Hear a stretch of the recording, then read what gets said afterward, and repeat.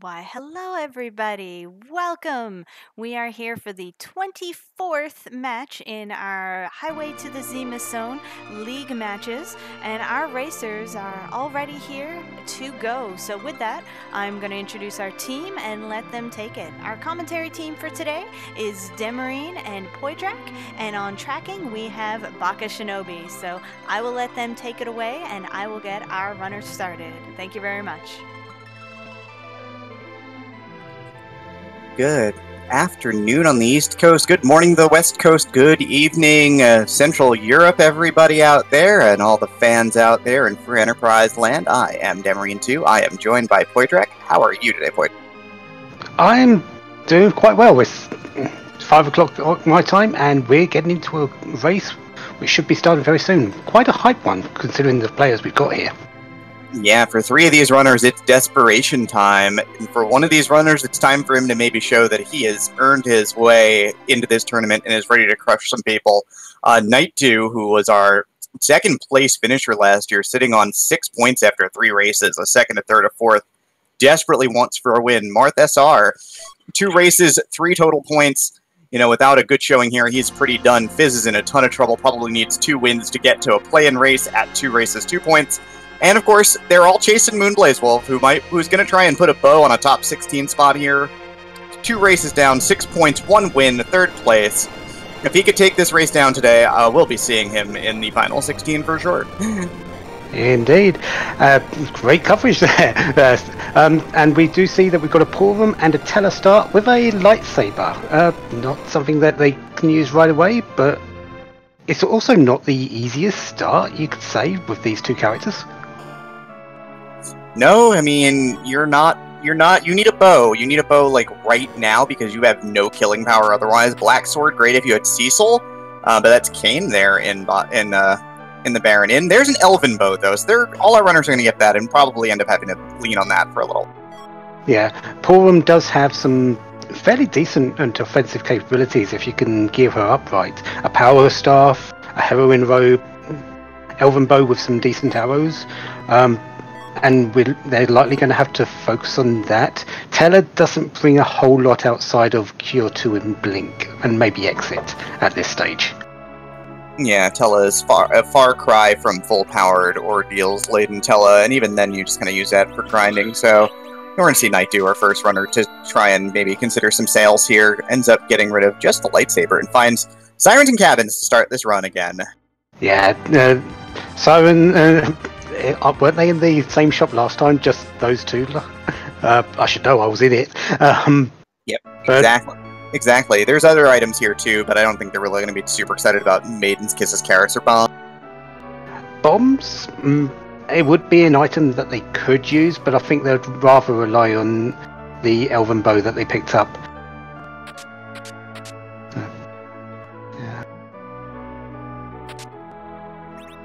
Otherwise, it's all standard checks. Looting Baron and Nightdew is heading off to Mist with TheFiz. Actually, everyone right behind them. Everyone is looting Mist today. So everyone's got the same idea in mind. Yeah, Tella's got exits so you can get out of Rydia's mother's house very quickly. And Blaze, though, is the first runner to check a weapon shop looking for arrows. Finds fire arrows, so useful. There's not a lot of bosses that really take extra damage from fire arrows. I mean, if he finds, like, Mill Z on top of Hobbs, he'll be really happy. Yeah, the arrows you're really looking for are Mute, Charm, because they're the highest tier that you can buy, or Lit arrows, because that is the arrow that has the most weaknesses available for it. Yeah, same thing. They might also be looking for Thor Rages and shop for that thunder use as well. Could kill Odin with it. Protect yourself from getting swept up by Kainazo. A couple of good options there for sure. So, but of course, Marth is going to get. So 3 other runners did pick up fire arrows. Fizz, Blaze, and Marth all picked up fire arrows, and so they are going to attempt to go to work with those a little bit soon. E for 2's in the Kaipo shop, so helpful for MP consumption. Not that you're going to be using a whole lot at this stage, even with Teller, but maybe down the line they could be more helpful. We have a mute arrow sighting on Fizz's stream over there as he sells the house to pick up a bunch of them. Oh. Puts the power staff on Tella too, so he is pretty committed to meleeing his problems. Yeah, it wouldn't be a bad idea to put the arrows, the bow and arrows, to back row glitch, Purim, and then the power staff. But with mute arrows, it might be a little bit touch and go on which one's better. I think the big thing is that he's actually counting on having both of his characters contributing. The problem with the bow and arrow is that Tella is old and cannot pull a bow anymore because he is basically a trillion. And when you get to that age, you know, firing a bow is very difficult. Maybe a little bit. Looks like Damsian has the money. And nightdew is heading off to Hobbs while Marth is diving into Antlion Cave. Nightdew is probably looking to fill out his team a little bit, get away from just these two before heading into anything more dangerous. And with Cecil and Kalkbrenner, this fight isn't hard, but it may take a while if you don't have any AoE abilities. Yeah, or Hourglass is just to lock down the half, but he's going to use a Lit Bolt from Tella. Lit Bolt, since it does damage based on your maximum health, he's going to use it with the highest health character here. And he did hang on to the Black Sword as well, so he's going to be rewarded with Black Sword Cecil, which is not a bad starting character, honestly. Yeah, and the Lit Bolt is enough to take down the dolls, so Cecil, definitely a nice addition, as you said, with that Black Sword. And later, since Ella was already in the party, a trip to a trip to Ordeals was likely down the line anyway. Yeah, now it's definitely in play. I mean, you've got a Cecil. I don't think any of the runners hung onto the lightsaber, but there's a flame sword just behind. There's a Zeus gauntlet here.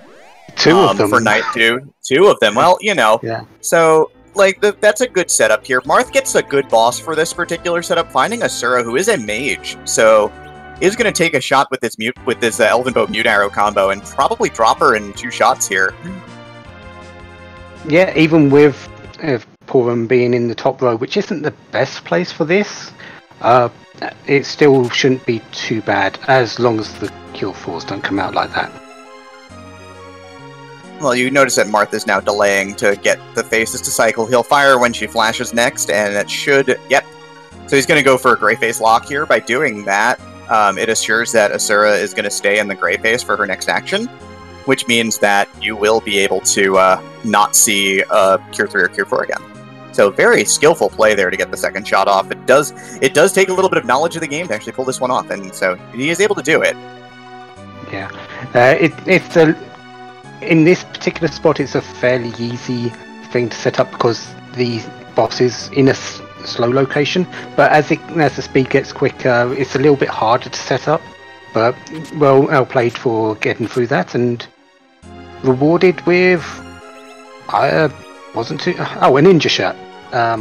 Which Blaze picks up right at the same time, basically. But yeah, all right, so far so good.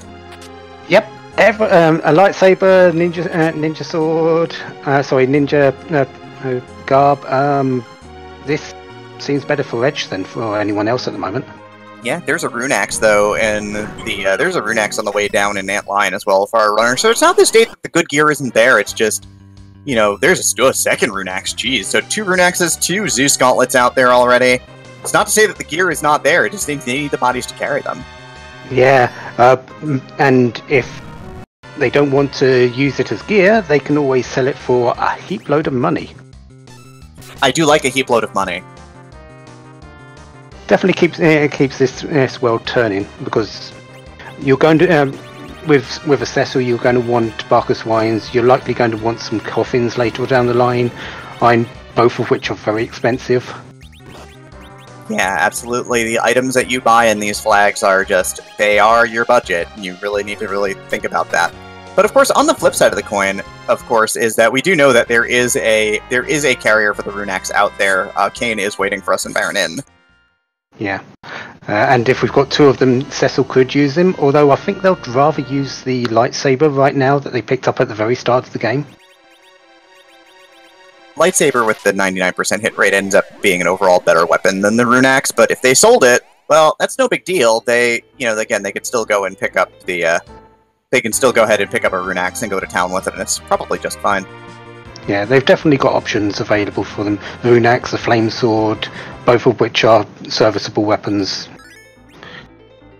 At least until they, in the case of Cecil's case, until they find an Excalibur or a Crystal Sword, which isn't guaranteed, but it's more than likely they're going to find one than not, if the seed plays out for a long time.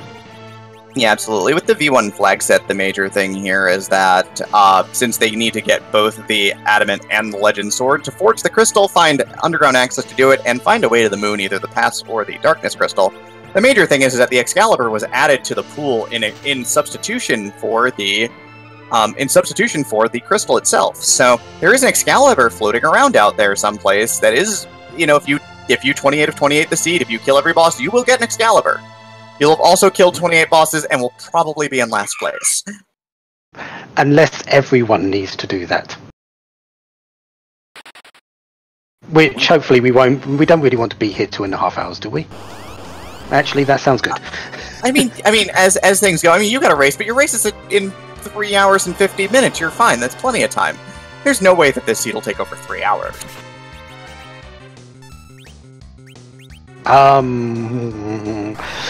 We've known it to happen. It's doubtful, but we've known it to happen.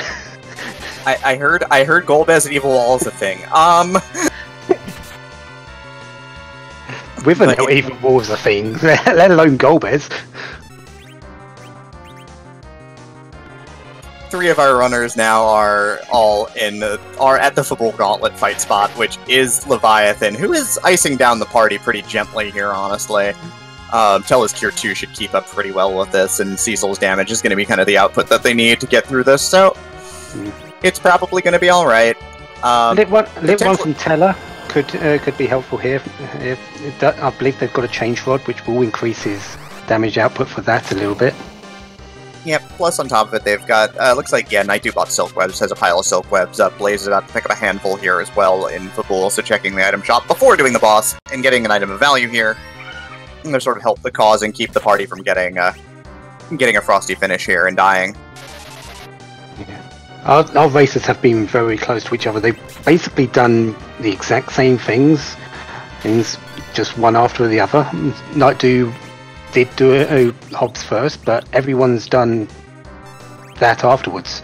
So there's really nothing to take from this except they're together.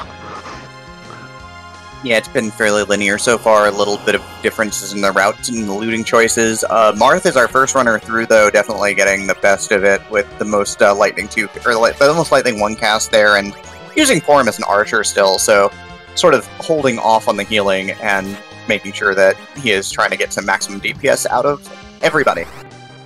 Yeah, it does also help that the Twin Harp that they've that Martha's just received is the first key item that they've actually got. So music is more than likely being on the table for some good thing here. Yeah, nightdew second one out of there, gonna get his harp in a moment. Fizz is having a little bit of trouble here. Both of his characters are down other than Tella, and Tella is getting the brunt of it right now, and Fizz takes a wipe to Leviathan here. Yeah. This is more of a damage race than it might appear, because Leviathan's waves will do 25% of that hit points every time it's cast. Yes, you can negate it a little bit with Tella and maybe some cure ones with Porum, but you really need to keep up the DPS at the same time, and Cecil and lit ones from Tella don't really cut it too much. Yeah, I mean, Blaze doesn't have Cecil in the front row, so not getting the full damage out of Cecil here, but again, also firing away with Porum, which is, again, smart play. Is able to push on through, so he'll be a third runner to exit with the Twin Harp in hand, and now Marth is on a little bit of a shopping trip, and nightdew is much the same, going to do some shopping over here in Torea. So, a little bit of a divergence, but nothing so major as to really, differentiate the run yet, as we're still in that linear mode right now. Yeah. The question really becomes, when do they go up ordeals? Is it going to be sooner? Is it going to be later? Marth has taken the later option. I think the Kayn option is the right call here. I like this play. I mean, you need some DPS to get through the mountain. Like, Runax Kayn is going to be just fine for that. Just needs to survive some Fire 2s here, which are going to hit really hard in this spot. But, you know, Porum did pick up Cure 2 because she survived the Leviathan fight. Yeah, but it's not really this fight that's the danger. It's the one afterwards. With the, 4,000 hit points and a very high attacking stat, and they might get lucky if they can get the Hourglass off first here. Oh, this is perfect. As long as Cecil survives with the Black Sword. The big thing with the Black Sword is it has the swoon effect behind it, so you could just instantly kill the Dark Imps one at a time here just by swinging with Cecil. Yeah, and luckily this spot is very slow, so getting that at Hourglass off was really just a formality rather than it actually appeared. Yeah, I mean, you're not 100% to get the instant kills, but you know, it will certainly speed this fight up a lot for Marth. He's just getting a little bit lucky here. Yeah, considering the positions he's got his characters as well, Teller in the middle and Cecil at the top with the Black Sword, it was guaranteed that he would get the first turn off with Cecil there. Ah, very good agility manipulation there then to make sure that he got a quick enough turn to not have to worry about these Dark Imps doing anything, and they are, you know, as advertised, stopped in time, and so Marth will be our first runner to pick up a Kayn here and give us our first look at the Baron. And as we already know, we've got some decent equipment for him, so Darkness Crystal? Darkness Crystal. Potential character up there, if they want to go and check it. And still no sign of underground access. Yeah, the seed wide open now. We've got Woobear in chat mentioning, hey, early D-Machine Grind's on the table. We know where Ether 2s are. We know where Mount Ordeals is. It's at Mount Ordeals. Yeah. With Teller, grabbing the character up top, up on the moon, coming down, doing ordeals and that D-Machine grind, with Cecil at level 1 because of that, because that's how he turns into a paladin, he goes back to level 1. That will be a nice boost for him, and the rest should just be academic from there with him, the light sword and pretty decent gear that we've got. Yeah, Kayn will get above level 10 from that. Like, I think the ideal ultimately would be if you go up to the moon and you get the character, and that character is Rydia, then you have 2 level 1 slingshot characters, and that would be the sauce at this point for these runners. Oh, yeah. Yeah. Rydia is one that really likes those levels. She's one of the slowest of the experience gains, unfortunately for her, but she does learn those black magic spells, and if you can get her up to nuke practically instantly, she's the detriment of her needing a lot of experience just goes away. Yeah, I mean, and we've seen Fusoya's with early nuke just shred seeds left and right. Quake's a really powerful spell. You know, just getting level 3 black magic online realistically is almost going to be enough here. There's Wine and Cure 3 is on the moon, though. So Martha's up here right now without setting up ordeals or a D-Machine grind, so we'll see how this plays out for him. Might be seeing what the character is first before making the final decision if they want to do the D-Machined or not. I think it's more of a foregone conclusion, and that they should, but hello Wyvern. Oh, and Dragon sighted on the mountain. That's not gonna be pretty. Ooh, that's only solid 5,000 damage across the face. Considering they don't even have 1,000 health yet, that's still, what, 8 times the amount of damage they can take? 10 times? So as the cinders blow off the top of the mountain, Blaze ends up loading up a lower save and goes back and decides, you know, I'm not doing that right now, and it's going to go Kane out of the inn here, which makes a lot of sense. And nightdew is going to find out that there's a lot of fire coming his way. Oh, it is Fu on the moon. Someone called this in chat. Fire Emblem 123, I do believe that is you. Congratulations.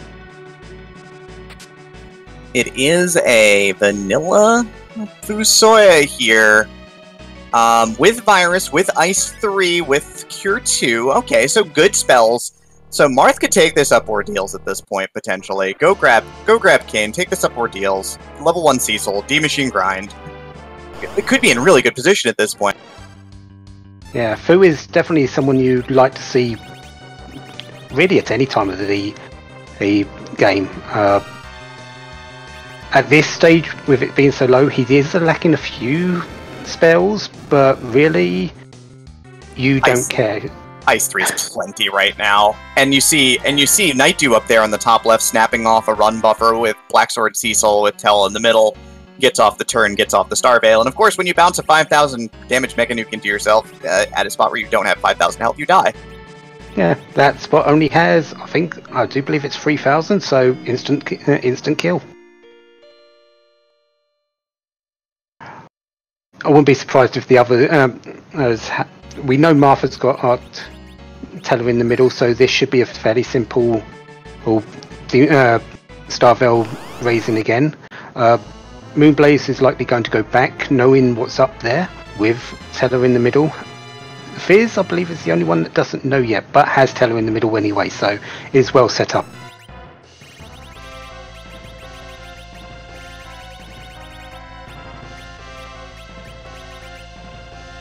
Is D-Machine still worth it with a Fu? With these characters, with Porum needing so much to get to Cure 4, with Cecil and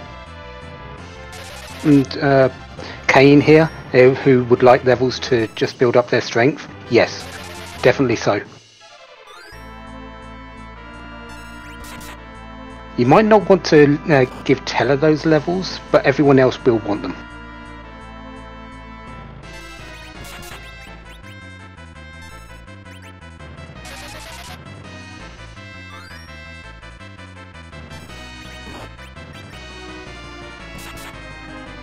So, Marth doesn't look like they survived that. Nope.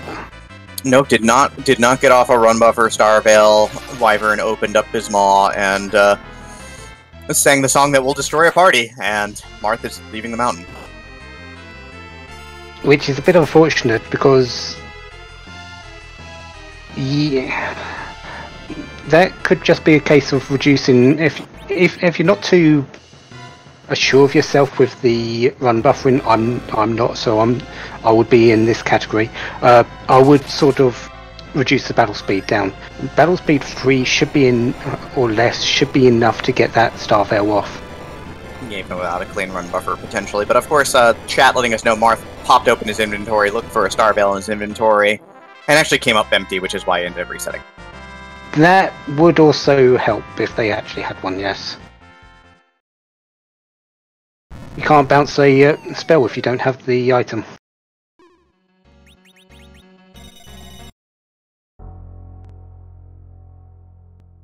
Meanwhile, nightdew is through Mylon Z and is heading towards getting his paladin.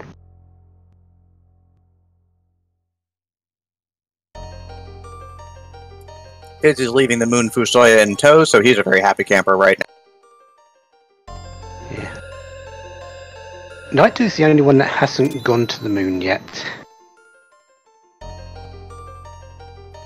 And he gets himself a life staff from Ordeals. I mean, the big prize here is level 1 Cecil Paladin mode plus Telespell, so I think it's pretty fine with that. Yeah, and easy fight in the chamber. You hate to see this, especially having gone through Wyvern and Mylon Z, two fairly difficult at this stage fights.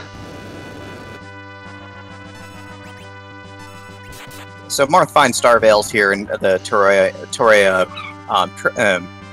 pub. While Blaze is going to give us some music here, is backing down to the end of Cape Magnus for just a moment. So of course, I guess everyone's about to be real happy. Considering we know that Ordeals couldn't give the underground access, this is required music.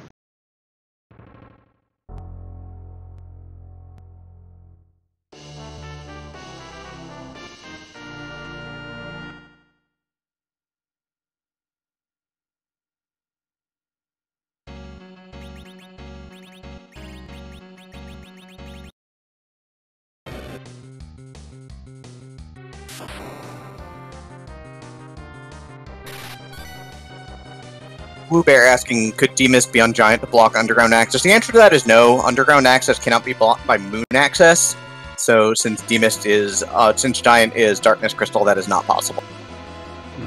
But we could still be in for a D-Mist hunt if this isn't our way. So it could be on Zot, it could be in one of the 2 early boss spots, the Octomam or Vanilla D-Mist spot.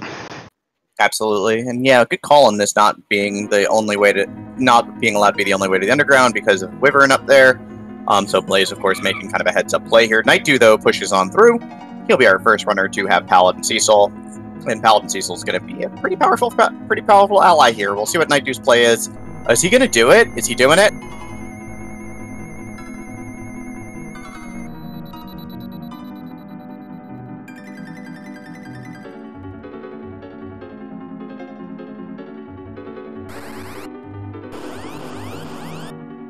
We're about to find out what Nightdew's going up right now, so we're going to see if he's going to give it to us. Yeah. Wasn't sure what that music was, unfortunately.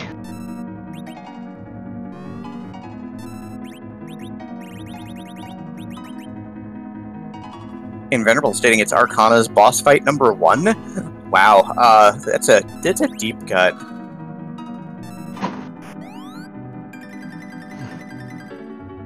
The boss in the cave is Bahamut, so reflecting the Mega Nuke back at it. This is a low, a extremely high magic defense spot, but low magic. But Mega Nuke doesn't care about magic defense, so yeah, that's that done.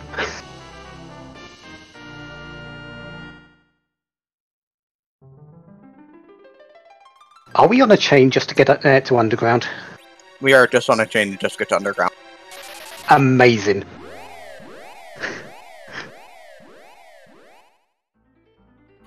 Twin Harp leading to Vanilla Earth Crystal. Blaze now, of course. I mean, do you climb Zot now? Like, get the extra characters? Do you decide to say, you know what? Maybe I'll just throw Tella and Cecil to the wayside, take whoever's up here and call it a day. Having Fu? No, he doesn't have... Does he have Fu? He does not. He has not gone up yet. He is without Fusoya, and he is the only runner without Fusoya. He's going to loot the full treasury, though, here instead. Not a bad play. We've got plenty of equipment, though, so this one might be a little bit questionable on sort of timing stakes, but it's not that bad if you're looking for something in particular. Still. Yeah, I don't know what he's really looking for here. We all know that the real game breaker is up top on the moon right now in terms of Fusoya with Ice 3 plus at this point. Or at the top of Ordeals, getting yourself Paladin Cecil with like a Rune Axe or a Lightsaber and a Zeus Gauntlet. But he's here right now, and he's making this play, which I think is alright. I don't know about looting, but, you know, unless he really thinks he needs more money. Yeah. Because Kane is fairly stacked with what we've got here. Cecil doesn't need a whole lot. Oh, okay, that one item he's just found makes it all worth it. You find a Moon Veil? Yeah. Moon Veils are just that top tier an item. Just finding one in all of these chests is enough. Yeah, speaking of items that let you break the game wide open, giving yourself full physical immunity will make a single tough boss a lot of the time completely trivial, so you should be pretty good with that.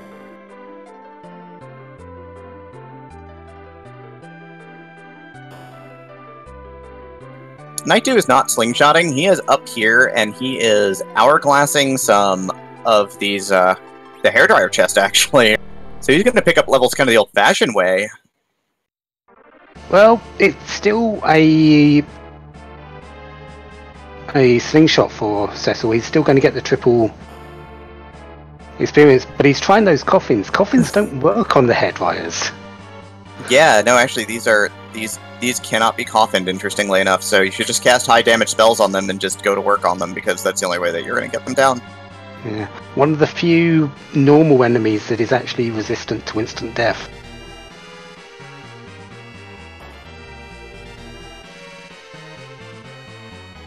Alright, so Fizz gonna get Paladin Cecil here. Blaze is the only runner who has not done that, and he is on Zot right now, so we're gonna have a look at the first boss soon. We do have Berserk Cecil, even level 1 though, but he has the lightsaber, so nightdew did not sell the lightsaber, and so he's actually gonna kind of reap the benefit of that, because it's got a little bit of a strength bonus on it, and it's gonna hit hard enough to actually take these down fairly quickly. Yeah, he's not back rogue glitched yet, but at least it didn't look like it from that, but still, you only need to kill them one at a time. Yeah, Marth is deciding that his play is he went straight for he's got weak on Fusoya at 1300. He went straight for King Ryu's, which is, you know, going to use the tools he's got in front of him right now, which is 2 weak casters for Ryu grinding. Yeah, considering we know that underground access is through quite the chain, and this isn't a bad play. Hey, get yourself those levels, make the earth easier, and if you can, just clear out the moon first. Nightdew got a flame rod from that chest, by the way, so ends up getting the one low tier item out of the hairdryer chests. Yeah. Oh, look at this! You see what Marth just did? Is he live 2? He has life 2 on Fusoya and just cracked a life 2 into it and then re-hourglassed. So he is doing some strats here.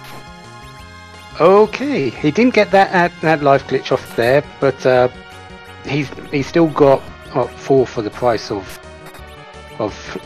2 on this. Yeah, he's trying to swag a little bit. Not perfect execution, but, points for style. And that one hit point just kills that last dragon. nightdew is done with the moon. He comes back. He comes back. He is now here, and he's going to go and do music and get his earth crystal. Blaze is working down the elements here in a very high health spot, so he is not going to get the skip on this fight. He's going to have to do the whole thing. Kainazo shows up, and he's going to continue pushing through. I'm actually wondering if he did get if he did do life 2 there, because it looked like he only got 90,000, which is enough for 1 life glitch. I think he life 2'd instead of life 1ing, and then didn't get life glitch on the other. Oh yeah, so that would still be free, yeah. Right, because you can't cast both. You can only pick one, so we ended up going with life 2 instead of life 1, I think. Possibly either by accident or unless he doesn't have the potions, which might be problematic.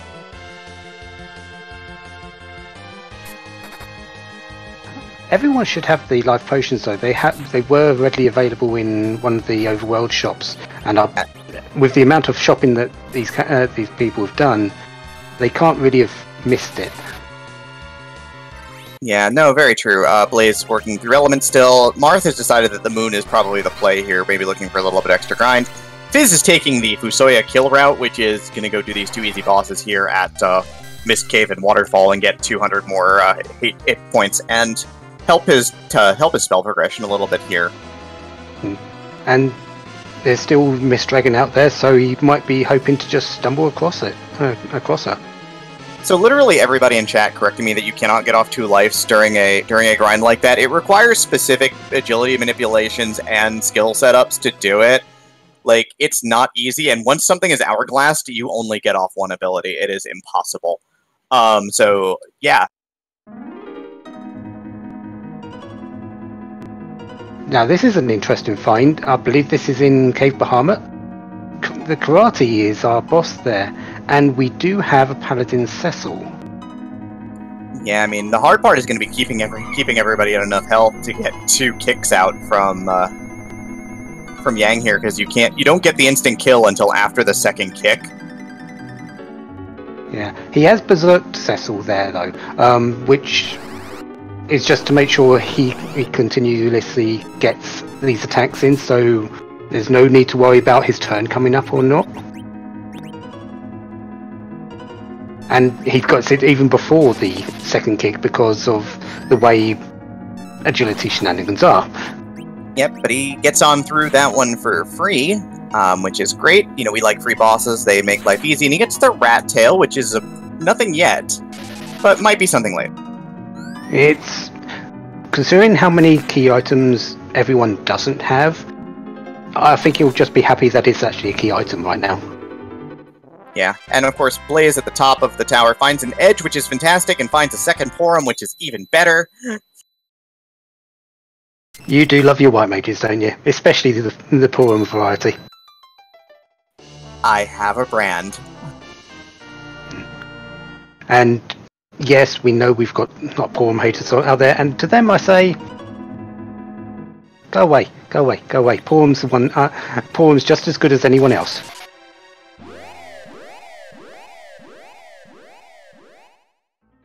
Alright, nightdew takes down Bahamut and leaves the magnetic cave here. Fizz is starting to dive down right now. Blaze is the only person who's sort of ahead on that particular chain, and Marth is the only person who decided that, you know, maybe I like being on the moon today. I'm gonna make this moon play happen. So Marth is making the moon play happen, so we're gonna kind of keep track of that right now. He's 1 moon boss down, 5 to go. Yeah. With the levels he's got from that one set of King Ryu's and the Cave Bahamut boss, might as well. There might be underground access up here in the Magma Key, which would make this all more sweeter.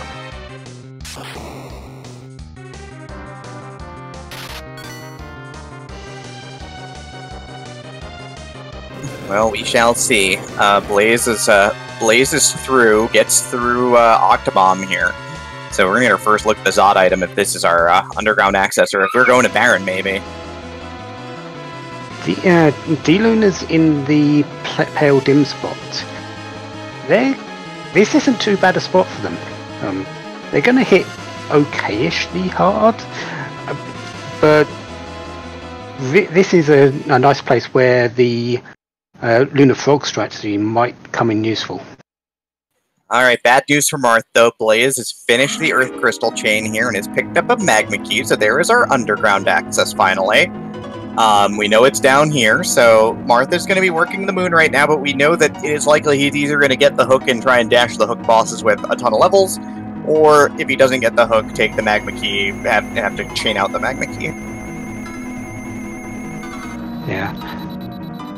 Looks like Marth is going with the Star Veils, so is aiming for the Lunar Frog strategy. Yeah, gonna go for Lunar Frogs and then get Cecil real angry and have Cecil do a thing. Did just try to cure 2 themselves though with the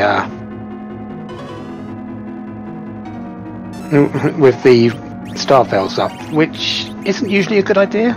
It's not bad against these undead enemies, but Yep, breath goes out, gets the frog on the front, gets the frog on the back one, breath goes out, gets the frog on the front one, so we have the lockdown in place, so this is now 100% free, so you can bring the party members back and, you know, do what you need to do to these frogs slowly but surely. Yeah, it still amazes me that they are susceptible to their own breath.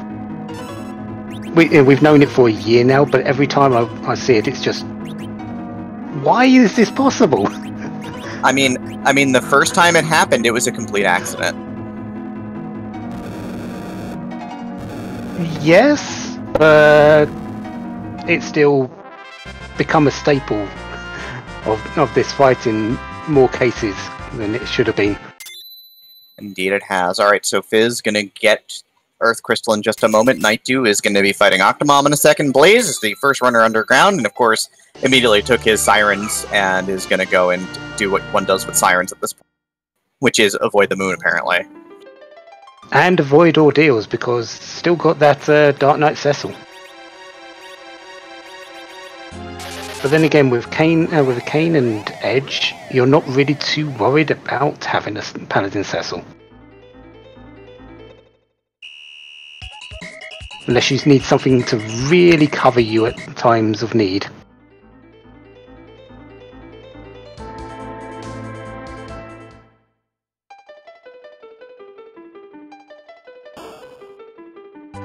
So Fizz has got his Earth Crystal going, not even and making a save, just going straight up for those underground items, and then straight up to the moon, straight up to the Tower of Zot. Marth letting fly with the swag rocks there and gets a power shirt from the Paladin. Well, it could be useful for one of the fighters, Kane or Cecil. I believe they've only got one bit of chest gear between them, so, and power shirt isn't that bad. I mean, the extra strength is really nice here, honestly. Look at, I mean, you know, like, even now, like, still needs a weapon for Cecil. Sold all of Cecil's possible weapons, it looks like. You know, sold the extra rune axe, sold the lightsaber, sold the flame sword, sold, you know, sold pretty much anything he could sell. If it wasn't nailed down, he got rid of it.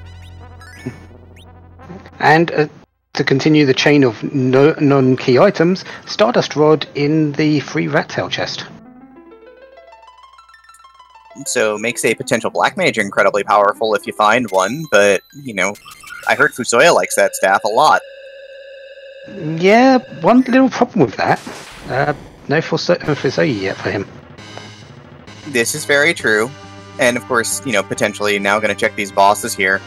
I know a lot of the time, you know, we talk about, you know, power and getting power, skipping power, or missing power, and, you know, missing Fusoya is just killer, honestly. Like, of all the things to miss in the game, missing Fusoya is really bad. Especially early on where he's at his best. Bosses down here, we had, looked like Odin in the Asura spot, which no one is going to be interested in taking down right now, and in the Leviathan spot was Dr. Luge, which is a little bit friendlier, I think. It is a little bit friendly, but it's still a long fight and can be troublesome because the lasers are going to come out fast and they are going to hit quite hard in the second form. Yeah, since they do damage based on Dr. Luge's current health, you do need to be careful and whittle him down very quickly. I mean, again, if you have Fusoya here, you can cast Nuke and just burn him down. But it's going to be a little tough here. Yeah. The good thing about laser, though, is that it is reflectable, so a Star Veil will protect you. It doesn't reflect to Luge, but it does stop the damage happening. I'm gonna go with Berserk Edge strats here. Nightdew has found Valvalis here in the first boss spot in Dwarf Castle, which is just fine by him, as he jumps and nukes and is swinging away, and I think this is going to be pretty academic right now. I think he got that nuke off before the spin actually happened, so who needs Kane? Pretty darn academic kill there. Actually, I think the spin got off, but Kane was already in the air. Set up the nuke to channel while Kane was falling down. But still, fantastic timing either way. Apparently, Marth has found D-Mist on the moon, but as reset out of it. Likely going to gain a few more levels before taking that on, because D-Mist is still going to hit hard up there. I mean, yeah, the fight, and you need a lot of damage output too. Yeah, it's considering he doesn't have a weapon for Cecil at the moment, and even though most of his Night Swords are holy based, it's still damage. You can't just rely on Kane really for that fight. Yeah, Nightdew though. Nightdew gets the real prize. Nightdew has the twins everybody wants at this point in time, as he finds in Dwarf Castle a free second boss and a free second Fusoya.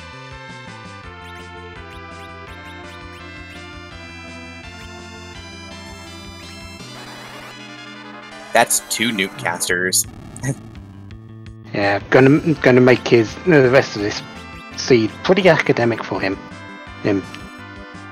Edge, Kane, and Cecil, very good front row. 2 Foos on the back row, with nuke and Cure 4s available.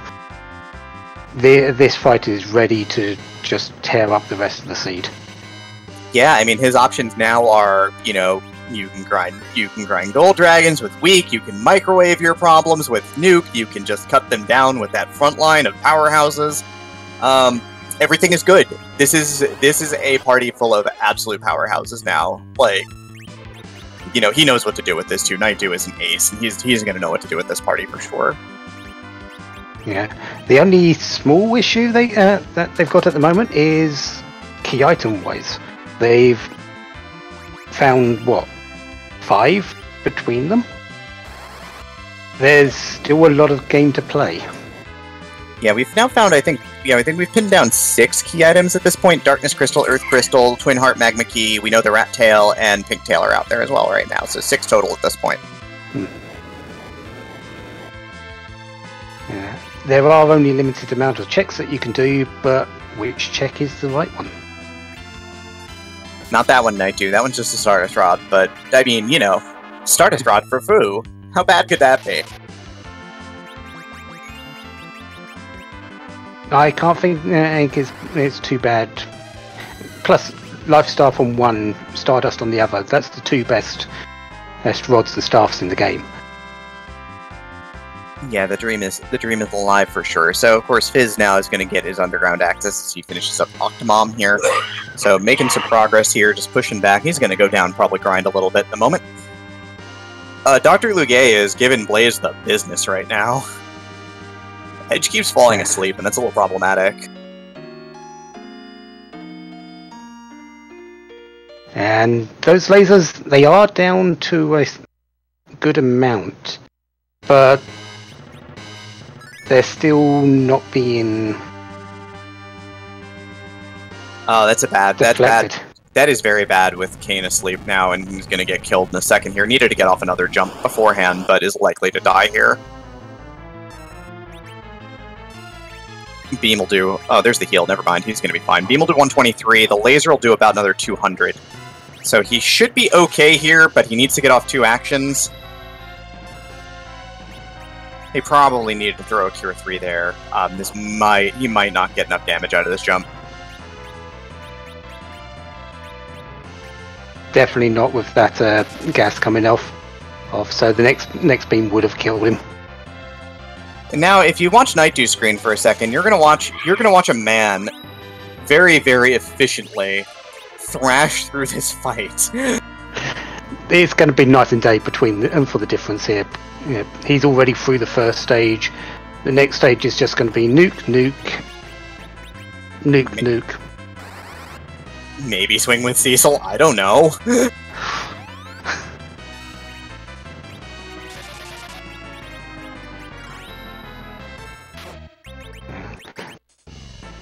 I actually think 3 nukes would do this fight, but of course he does need to get round to this for Soyuz before the lasers come out to potentially kill one of them.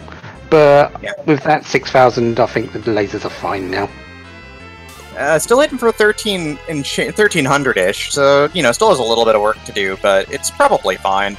The second nuke is going to really just put the good doctor in the "oh god, I'm about to die" range with none of his party in trouble. Or just melt him outright.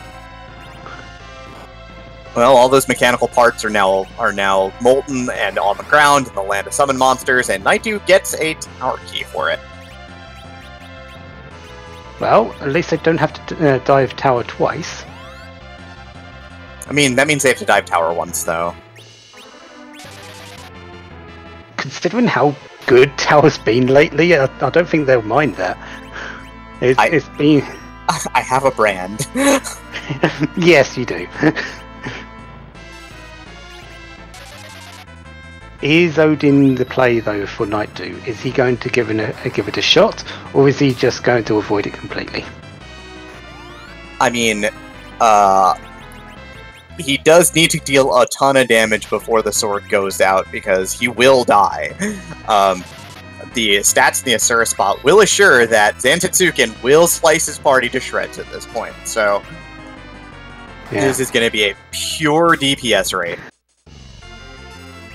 This is one of the spots where Odin thrives in both capacities. This is a high physical damage spot. This is a high-ish magic spot. This, as you said, is just going to be, can you kill him quick enough?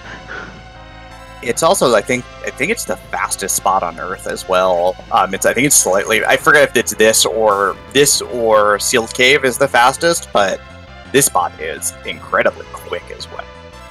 Yeah, I believe Sealed Cave is the quickest spot, but yeah, this spot is no slouch. He's got Bacchus winds up. He's going to fire off his third nuke here, so he's going to get a second set of turns with his Soya team here. So we're going to see. He needs to get out this damage.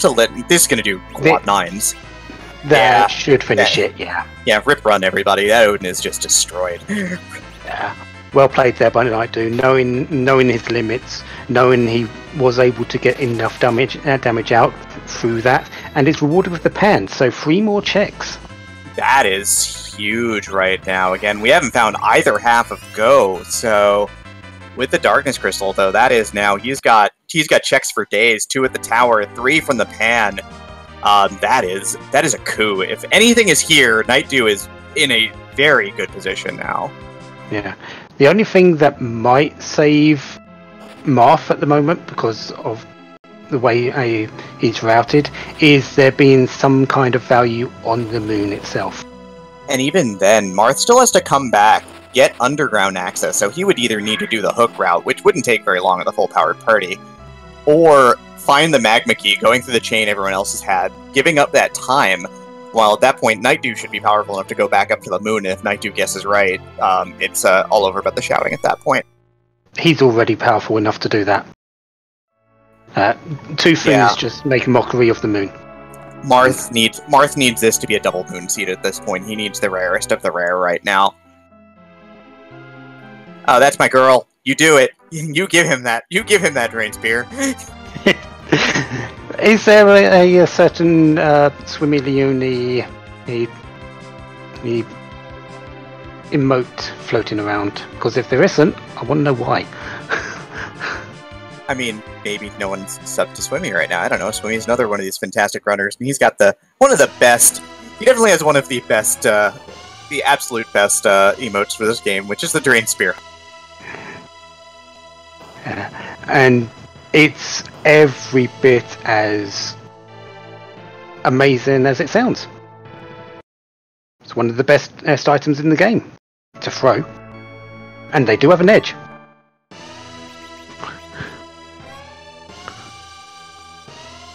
Sheila 1 has the package, and Sheila 2 has the Sand Ruby, so she's got the overall character check package.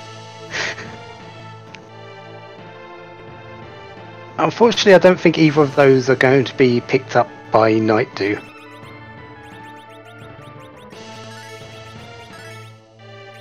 Also, what boss was it that Marth killed for? That was the White Spear spot, right? For the Baron Key.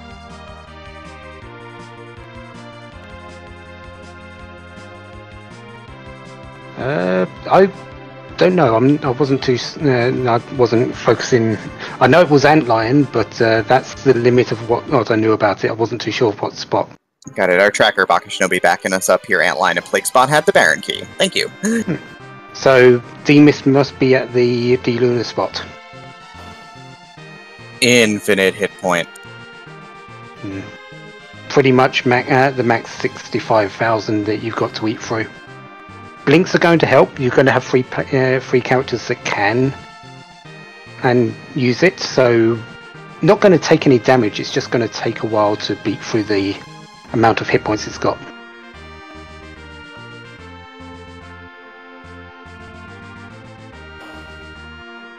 And nightdew heading up the Tower of Babel, because you've got the tower key, might as well use it. Who knows? I mean, again, we're starting to run out of Earth checks here. He's done a lot of the tough ones. You know, the chain is done, so Earth Crystal Twin Harper done. He's done both bosses down below. He's got the pan checks done already as well. This is it, really. Like, if this doesn't have value, is this a double moon seed? If it is, Marth is looking a lot better. Dark Knight Cecil here is a foregone conclusion that this fight is going to go amazingly well for nightdew. Yeah, nightdew is going to be... nightdew.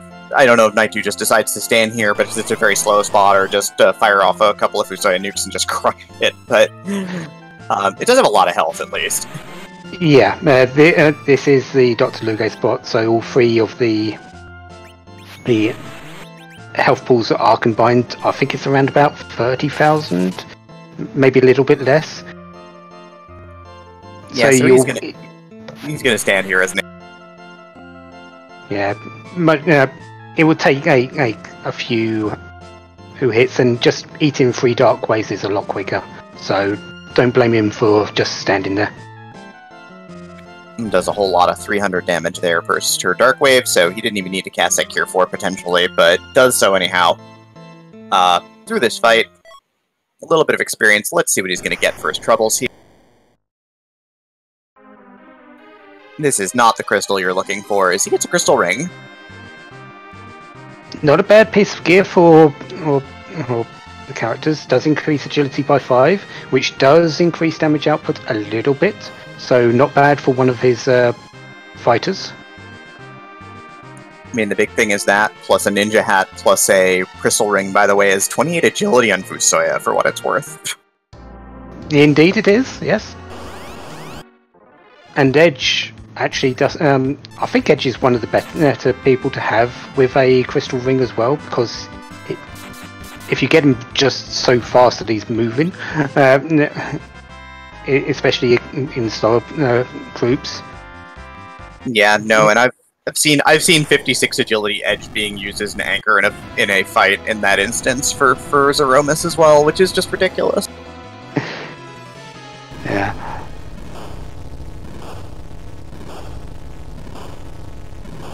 Moonblazewolf is heading up ordeals, has got through Wyvern this time. Not really surprised considering the increased amount of power he's got on his team, so this is just a matter of time before he gets Paladin Cecil. But would it be is it really worth it at this stage, do you feel? I mean, I think you need the bosses. I think he's doing this primarily for the bosses here, just to make sure he gets to 1900. You know, Paladin Cecil's still Paladin Cecil too. Indeed, you can't misjudge that the amount of power he gains from that. Just that this little trip up the mountain. All right, so the big thing here: if nightdew gets value with here, he goes up to the moon, and he's probably got this thing on lock. If this is not half of go mode for him, he probably goes to the moon and is chasing down Marth at this point in time, but has an advantage. So things are still looking good for nightdew either way. He finds a holy sword. The Excalibur. There's the one that we were talking about earlier, was the Excalibur. It is an upgrade. It is excellent to see. Your Cecil is now very powerful. It is double moon, though. Yes. Or it could be still in Baron, and it could still be in Luca Cave, both of which are still gated by the moon, but you need to go up and then down to get them. Ooh, that's even spicier. Yeah, this is either double moon or moon and back. I love it. This is great. There's also that rat tail that's on the table. We still need the hook to have that check done.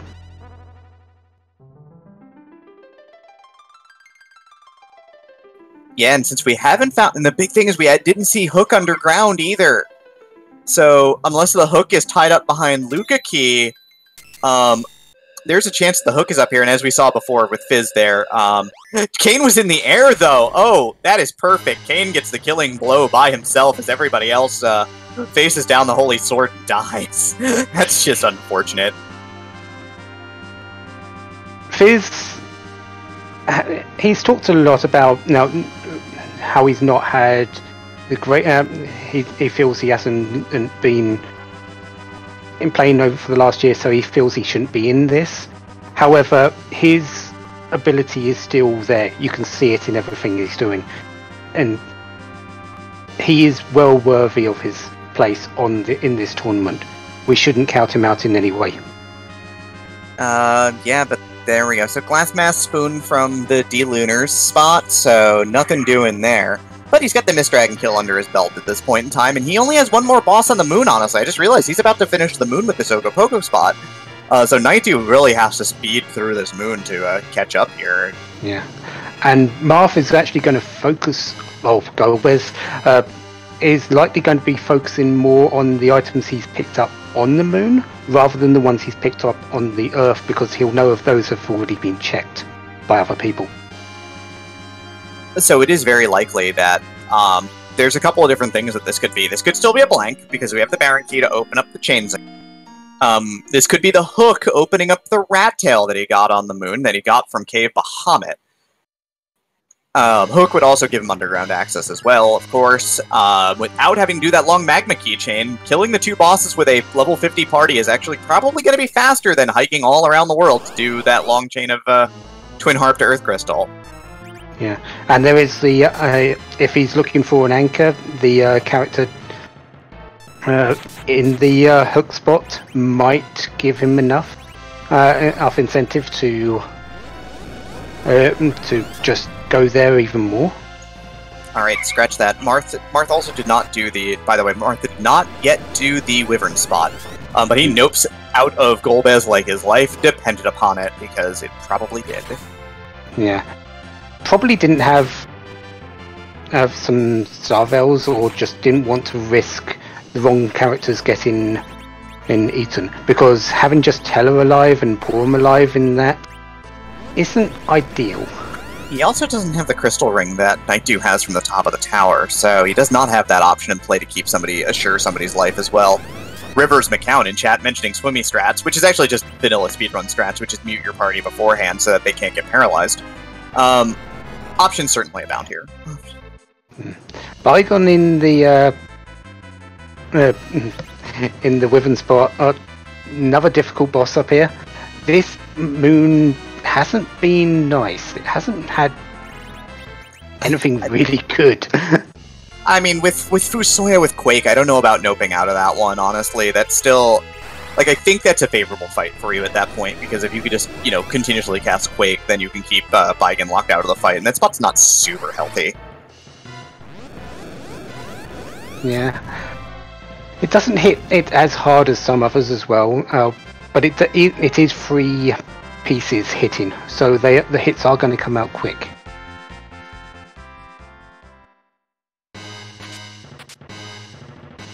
Instead, it heads back to Golbez at the Ogopogo spot, hoping for a little bit of luck in terms of who gets eaten.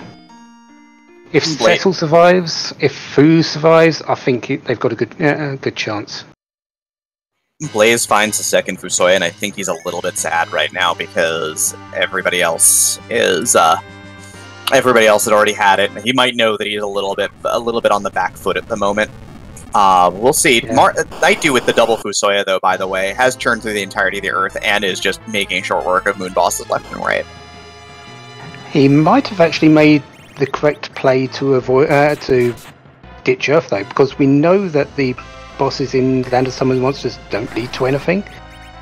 He hasn't done them, so he's caught up quite a lot to where nightdew is in this seed. Fizz, on the other hand, doing the tower and hand checks, so...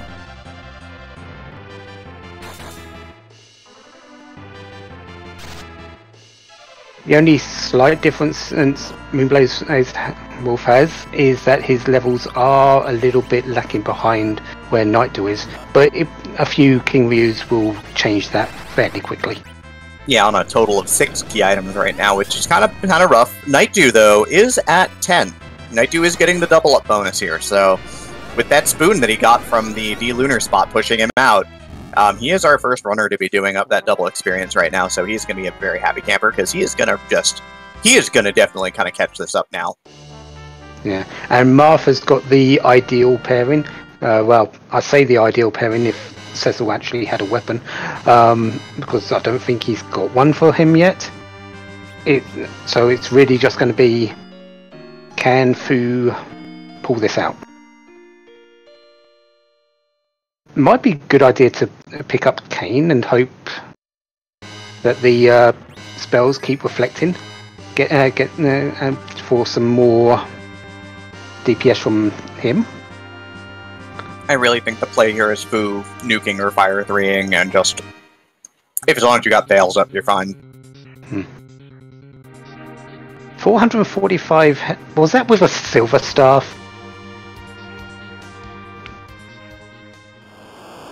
That's impressive damage output for a silver staff. The flex have worn off. That's not good. That's bad. This hit probably needs to kill, honestly. Oh, and it does. It does. My goodness. Cecil with a silver staff, defeating Golbez by bopping him on the face with it. White Mage power, everybody. That's what it's all about. And there it is. Golbez, Ogopogo spot, Adamant Rock. There's half the puzzle complete here.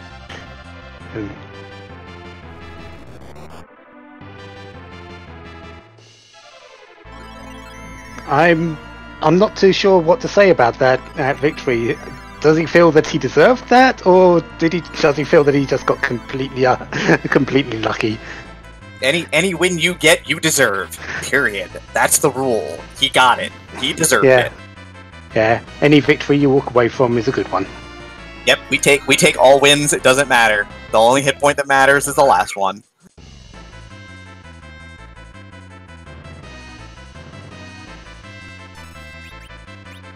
And yeah, nightdew did get the Baron Key from the White Spear spot already.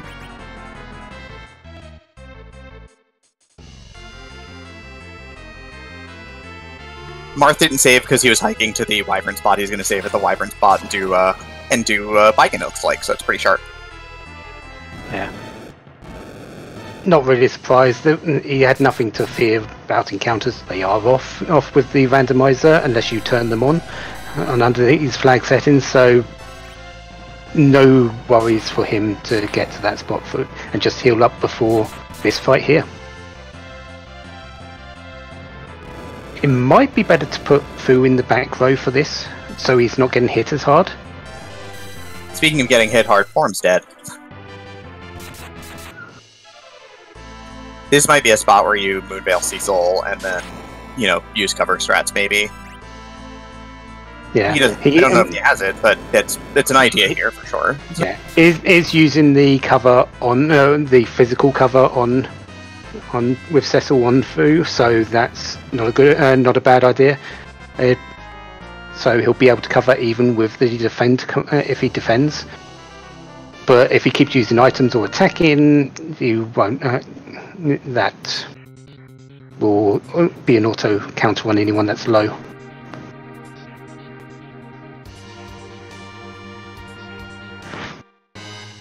Nightdew has extracted the adamant from the core of the moon here, and he's out of there now. Marth gets tagged by Bigen pretty badly, though, and he takes a wipe here. Nightdew, of course, is going to start hauling, but probably up that way now. Yeah, I know Rivers is already on your list of for kicking butted a few times, but he's just given another one in chat, so yeah. Can't ban Rivers. Rivers helped make this. Rivers is one of the head devs. Oh, I didn't say anything about banning or anything, just kicking butt. Alright, so it looks like Nightdew has decided to leave a save with a couple of key items in hand. He's got the Adamant, he's got the Baron Key. Did not get the Rat Tail he did not get the Rat Tail, so he doesn't have the Rat Tail for possible hook combination here. He's going to take the Baron Key back for 2 checks. He's also going to take the Mist Dragon back for that check if he got through that, which I believe he did. So he's got that spoon in hand, which means he definitely did. We've got Blaze working on the ant line right now as well. Fizz is on his way down to the Cave Bahamut spot, so it looks like he's going to get some grind and check out the boss down here. And let's see what Rydia's mom has.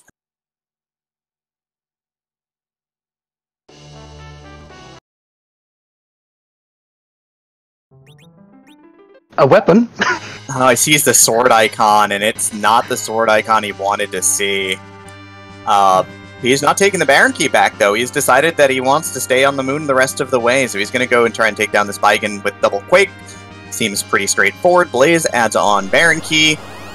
We've got Double Fu here, but got to keep Cecil alive. Cecil's the one who's got to get the finisher here, so he's going to try and keep Cecil on his feet to get his access to his rat tail right now. So Fizz holding together. Nope, just gets decked again.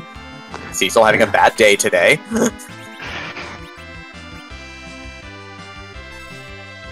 Trying to berserk him so he doesn't have to wait for Cecil's turn to come up like Marth did earlier on. But survival is key. Alright, we've got nightdew on the grind a little bit here. Gonna get a little bit more resources at the moment. The Cecil swing goes off for Fizz. Down goes the Karate Man. +1 rat tail for Fizz. Blaze is about to find the man of black himself, Golbez, but we all know what's back here, so he's going to be very happy if he can get through this.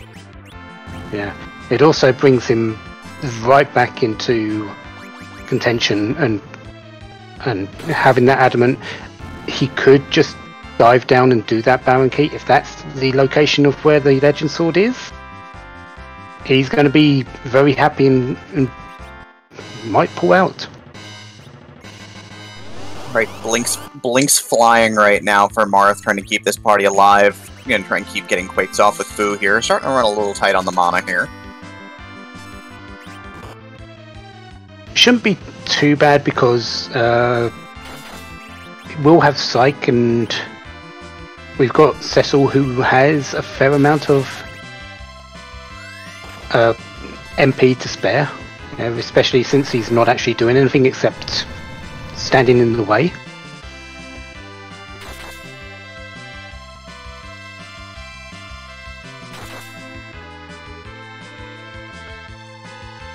And even Teller's getting in on the act with the with those reflected viruses.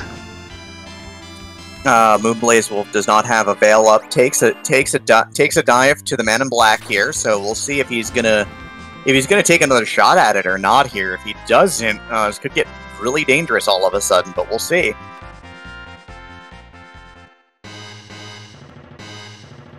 Fizz is on the top-down clear right now, so he's going to the Pale Dim spot. We know that it's just a power shirt, but he's going to go there anyway. Nightdew on his way to Baigen. So Nightdew going to be catching up to Marth in terms of moon clear at this point. So Nightdew in a clear lead. Blaze, slightly behind. Is he setting up grind, or is he going to head on over? He is skipping out on Golbez and going to the Baigen. This could be bad. It could be, but he might be just playing in the play of doing this first and then going back to Golbez. Yeah, because doing this, getting levels, and then going all the way back down maybe might be the play. Yeah, because we still don't know what this spot gives. No one's defeated Baigon yet, so this could be the Legend Sword. And yeah, there's that psych from Fusoya on to Cecil, just refilling the MP. While looks like Nightdew is not messing around with Baigen here. He is dipping right into the wine supply right now. Just three in a line there. Just everybody getting the Bacchus wine working, and he's not going for Quake strats. That was not a Quake for Fusoya there. No. With the amount of power that he's got on this team, there's a very big difference between his team and Marth's team. Although Marth has just got through the fight, this shouldn't take too long, especially with Cecil hitting for 5,500. Ow! Legend Sword! It is double moon, oh my. Alright, Marth still needs to find his way underground though. Marth is stuck.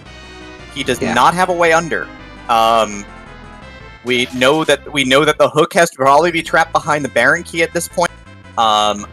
And we know that the Magma Key is trapped behind Harp to Earth Crystal, and he's got to figure out which is better here.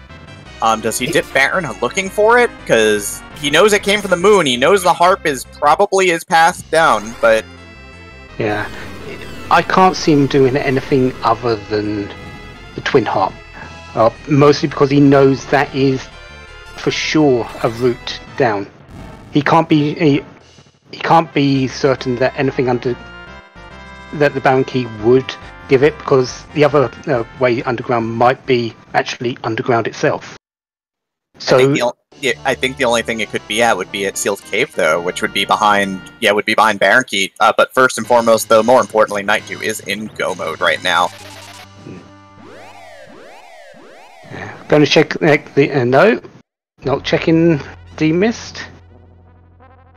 Is heading up to the Twin Harp. Yeah, this is the logical play rather than Baron Key and Hope. This, this is actually going to lead to a way underground. You don't know which one yet, in terms of for Marth, but it is the play. And you got to be fairly sure that you're going to be able to do this faster than everybody else did it, at least. So you know that. Yeah. It's just unfortunate for him that he did waste a fair amount of time compared to everyone else because of the way his levels are, the way his Cecil hasn't had the amount of attack power because he's been stuck with a silver staff for the entire thing. And Blaze is taking the Baron Key home. It looks like he is tapping the crystal. He's going to go check Mist Dragon and probably do Baron Key at this point. This is Blaze is not in good shape all of a sudden. No. Fizz on the moon heading down to the bottom. Be interesting to see if he goes left to Bygone or right to the free checks. We've got ribbon helmets on sale from the Coke shop. Please give me as many of those as I can get my hands on. I will sell everything. I will sell darn near anything to get my hands on those for this Aromas fight. They are so good. Yeah. A bit late for the fight that you really wanted them on, but at this point it doesn't matter. That's it. Sell the airship, sell the lunar whale, sell the other airship, sell Dwarf Castle. Just give me ribbons. It's fine. Alright, Blaze, Simbu noting that Blaze is probably in full gamble mode here.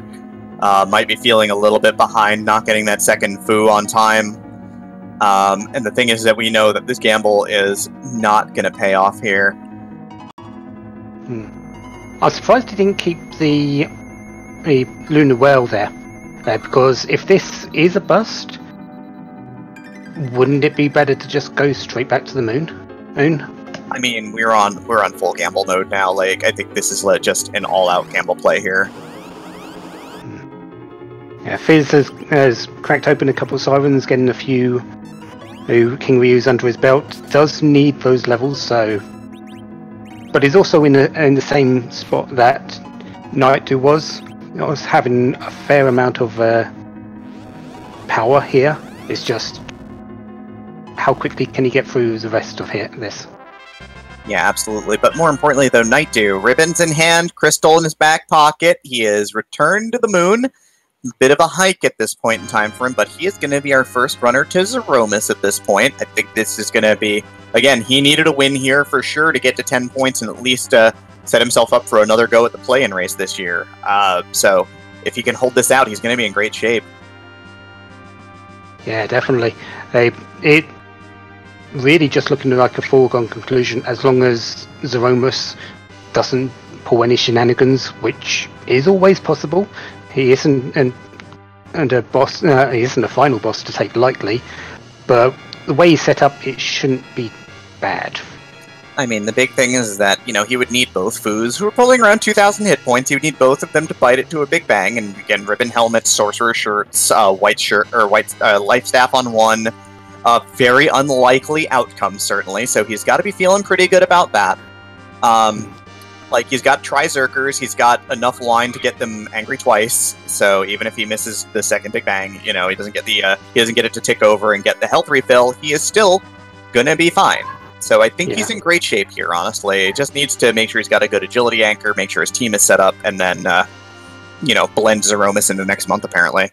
Yeah, that agility anchor is probably going to be the main thing, but he's got Cecil in the middle. That Cecil's likely going to have over 28 agility, so the amount of turns that Zeromus gets will be reduced because of that.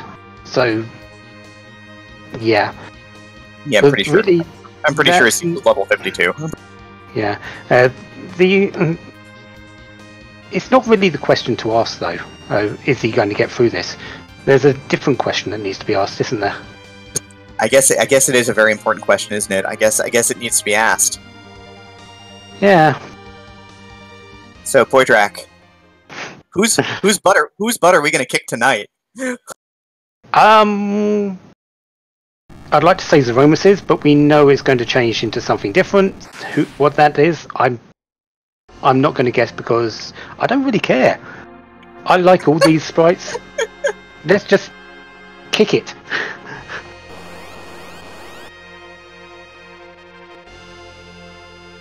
Alright, but while nightdew sets up to fight Zeromus here, Fizz is going to do the Baigan fight first. Moonblaze is going to root through the trash bin here in Baron, and honestly, he's probably going to find garbage. He might find a pass. Or the Luca key. Okay, yeah, it's going to be trash. And we've got True Colors at 119.50 on the timer. Here we go for nightdew, and we have... Shoot it! Shoot it! Shoot it now!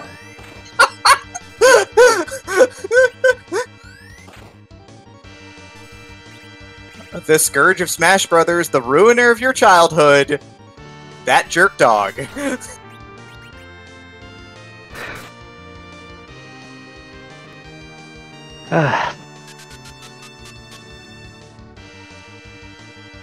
Well, at least we know we're not going to regret any of the hits that are made on this thing today. Nope, kill it with fire. Like, that's fine.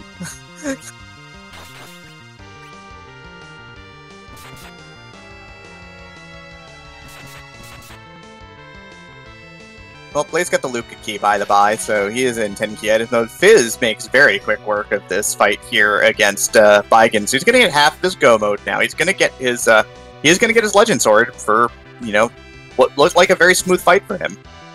Yeah. Marth is on the track to collect his Magma Key. He'll be happy to see that rather than the hook. nightdew setting up a Cure 4 with Fusoya here. First Big Bang going to be nerfed by the Silk Web, so he's fine with this. So he's basically going to AFK for a minute while his blenders blend and his team slashes away. Second Fu doesn't need to do anything for a minute. He's just going to sit back on Cure 4 while, oh god, Cecil's hitting for like 4k with that X-Gal. It's pretty good. Yeah. Kane's the one that's lagging behind in damage here. Edge is hitting for 2.5.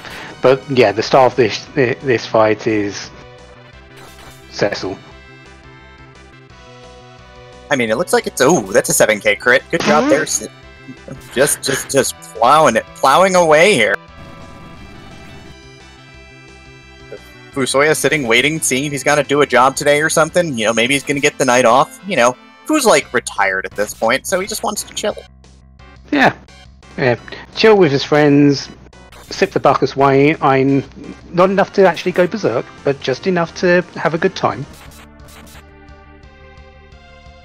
And Moonblaze was rewarded with the hook after defeating CPU at the Odin spot. So the Luca Key must have the pass. Indeed. Sadly, Blaze doesn't know that, so he is flying that way right now. The gamble is still on. Yeah, this is either the pass or just a stone blank at this point, so... Yeah, I don't think it can be anything but the pass. I think with all the other checks have been accounted for. Or Luca Key was at Baron. Oh rat yeah, tail the rat is tail. not accounted for, but, you know, even then we know that either it's this or that, and that we know where everything is, and this is definitely a stone blank for go mode, because we know that he needs to go kill Golbez, and is not doing that right now. Which is tough, because that fight is brutal. Yeah. Nightdew, though, we've got rocks. Yeah, this is over, everybody. Nightdew, a very quick and academic Zeromus fight for sure. I don't see anything going wrong at this point. I wouldn't be surprised if he just sat back, arms behind his head, just going, ooh. Finger hovering over the enter key so we get done faster. Yeah, just going and, well, after all my races before, this is like a breeze. Alright, well, Marth just killed Octomom, so Marth has his magma key in just a moment, so he'll be our second underground. He's already got his levels. He's gonna just grab his crystal and head back up. Blaze is having a moment right now, though. Blaze saw that done. He is not sure what to do at this point in time. He is just sitting here in front of this door. Yeah, because there's it has to be on his mind that this is not the way. It just feels too quick as a done for this to be right. He's just wondering, should I go through with it, thinking the pass is still available here, and it might lead me to get a better placement, or do I go back to the moon and just find that item? Well, crisis over. He decides he's gonna go down anyways, and he is gonna dive this. He's got to save at the top anyway, so if this ends up being a stone blank, he's fine with resetting out of it, honestly. Basically, I think he would reset out of the pass at this point, knowing there's a done on the table. Yeah, he'd probably just reset back to the moon, rather than anything on the overworld, since he knows that nothing else is good. But I do believe we had a entrance to the room. I believe that's nightdew. Yeah, GG to you. Thank you very much. The man who needed a win comes out squeaky clean. A beautiful run today. First to get both Fusoyas, and of course, you know, 2 Fusoyas. You know, the microwave was in full effect. How do you feel about that? Absolutely. I actually, in a private message to Invenerable, I said, you know what I have been doing? Like, in Race 3, I'm like, I'm gonna skip Fabool. I am trying to gimmick the crap out of this, and I'm like, I just need to go back to basics and do what I can do, and, I felt entirely, I was thinking maybe let's go to the moon. I'm like, no, we took that hairdryer's fight for a reason. I was really kind of hoping Hook at that point, honestly. But when it came down to it, I mean, I just, did what I could do. Yeah, it definitely seemed like you were in your comfort zone. From what you just said, Ed, was you trying things different? You were trying things differently before. Was that pulling you out of it, and you just needed to go back into what you felt was correct? Pretty much. I like in the first race, it was the big, El Mega Simbu. It was the big thing going on there, and I'm like, okay, I need to kind of pull it out. And then, in race 2, it was, hey, I can take this gauntlet, and, I kind of ignored the golden rule of, yes, you can take this, but should you take this? But, it was like, first weekend, it's like, okay, I'm kind of riding the coattails of last year. This weekend was full-on survival mode, and I got what I needed to get done, so... It definitely helps having a power-overwhelming team like you did, though, doesn't it? Oh, absolutely. That second Fusoya was like, okay, yeah, thanks. Yeah, I know. I like talking a lot about randomizers and sort of the strategy behind them, but I think that you executed things properly. Basically, I think you finally had the moment where you were able to finally say, look, I finished second last year, I'm better than everybody else, so let me go and just play my game and see if I can just win it that way, and that ended up paying off beautifully. Big happy point of the run was getting Balnab to punch Luge to death. Yeah, I can see that happening. And you did do a full clear of the Earth. Did you feel at any time to go to the moon? Because in the end, both places were up there. Did you want to go to the moon before clearing the Earth? Oh, absolutely. The first Fusoya, I was like, okay, I have the party at this point. I've got, everybody's going to have that edge. Everybody's going to have that Cecil. I was really thinking about selling that light sword really early, and then as soon as I saw him on Hobbs, I'm like, nope, keeping that in my pocket. So, and of course, getting the Excalibur from Tower, although it wasn't required, just increasing that power just helped assure things, didn't it? Yeah, the big thing is, how many people skipped the back of Hobbs and the 2 Zeus gauntlets sitting there? Thankfully, nobody skipped that. Okay, good. Everybody had Zeus gauntlets and rune axes to spare. Yeah. With a teller at the start, though, you rarely skip the west side of Hobbs. Right. I think more importantly, right now, Fizz has Fusoya has a Fusoya alive, but trying to channel life too, but catches a full blast virus in the face, and I think he's about to take a wipe here. If anything, I felt like I really got lucky. I'm like, okay, leave me Cecil, leave me Cecil, leave me Cecil. He left me Cecil, he left me Edge, and at that point, I'm like, well, never mind, just hit Cecil and give me my Edge, and I can get that Star Veil off, and yeah, it came out, it was good. I'm happy, 10 points. You'll probably see me in one of the play-ins, but that was the goal. Yeah, in that spot, Golbez is just RNG. Which one is he?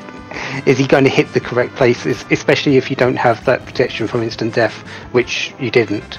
So, yeah, just give you the correct correct people to do your damage. We saw Marth do that. Did have Cecil up at that point, but only had a silver staff, but won the fight with that silver staff. The thing I was thinking of when I started that Golbez fight the first time, it's like, wait a minute, I got a crystal ring somewhere, why does nobody have it on?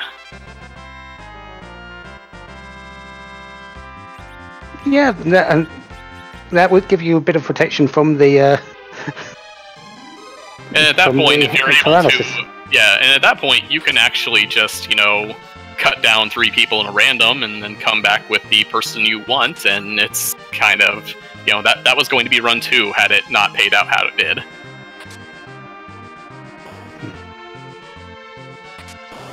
Well, all that really matters for you right now is you've got that victory. You just got to wait now for the rest of the races, see where you stand, and then really you just play to your strengths again later on in the tournament. Absolutely. Hey, we got the 1, 2, 3, 4, so there we go. So, any last words before we head back to everyone and see how they're finishing up? No, good luck to everybody else, and yeah, it's a huge weight off the back right there, so yeah, good luck to everybody through this, and I hope to see everybody later in the tournament now. GG to you, have a good afternoon. You too. Alright, getting back to the party down here, though. Kane has the Veil up for Fizz at this point. So reflecting a lot of damage and swinging in for about 1,500, which is not insignificant here. So we're going to see if he's got it now. Another lightning 3 in a swing might do. Yeah, it is a Moon Veil, so it is going to last a little bit longer than a Star Veil, because that's the only thing he had left. So I think that helped him get through that. A Star Veil might not have seen him through for the entire duration. Worked like a charm, though. Fizz, third runner, go mode, Life's of Fusoya to cast exit. He's out of here. Except he can't do exit yet. Yeah, not able to do exit in that particular part of the lunar subterranean. Need to be in one floor above. Look, if you were in go mode and you were excited, would you not try to cast exit there? Because I know I've done that before. Yeah, with him seeing only one dot done and knowing he's got go mode now, he's probably thinking, oh, I can get a good placement here. Let's speed this along.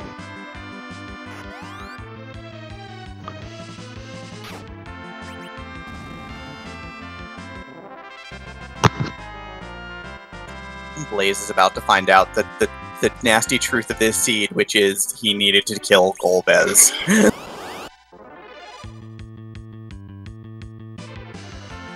Fizz takes a quick stop at the local quick check, grabs a couple of 6-packs of non-alcoholic beverages, loads up on Cure 3s and Bacchus, so he is ready to go get his crystal. He's going to have to come back this way. No pass. Pass was at the bottom of the sealed cave, which only Blaze saw, and he didn't keep it, so... Martha's been on the Earth for a while doing grinding as well. We saw him go into tower, open up a few trap chests. Doesn't seem to be happy with the equipment, but then again, we know that his Cecil has practically nothing, so not really a surprise there. Yeah, I mean, Ogre Axe is probably just fine, honestly. Penguinator asking, did Blaze reset out of Golbez and do the rest of the things? Blaze reset out of Golbez and then did the rest of the things. Yeah. Now heading up tower, yeah. Considering the time, this is a place where people could have gone and got something early, but we know, unfortunately, it's not.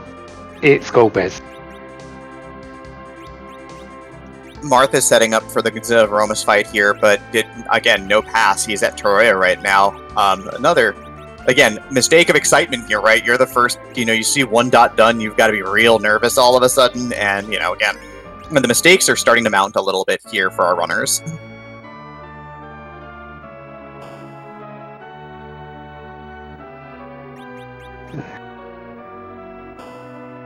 Do they think they've got the pass? Checks his inventory, sees it isn't there, now knows they've got to go back down the lunar subterranean. Yeah, so now it's now it's gonna be Fizz and Marth just neck and neck the rest of the way. Fizz, crystal, back pocket, ready to go. Marth, same boat, going to the whale, so Marth will be first to the whale, but Fizz is just gonna be hot on his heels. Yeah, this is going to come down to a damage race at Zeromus. As long as Fizz doesn't have to do any additional grind, which his levels say no. Marth is going to go in a little bit earlier, but I think Fizz has got the better team to fight Zeromus. So this is going to be very, very close. Yeah, absolutely. Also, Marth not doing any more shopping. I guess he's got sufficient Bacchus wines to be happy with his team at this point. But yeah, this is it. Right down to the wine. Yeah, and Bach Shinobi mentioning Fizz does have that Excalibur. Marth has an Ogre Axe. That's a difference of about 4,000 to swing, probably, for Cecil. Let's be real. That is the difference between night and day. Yeah.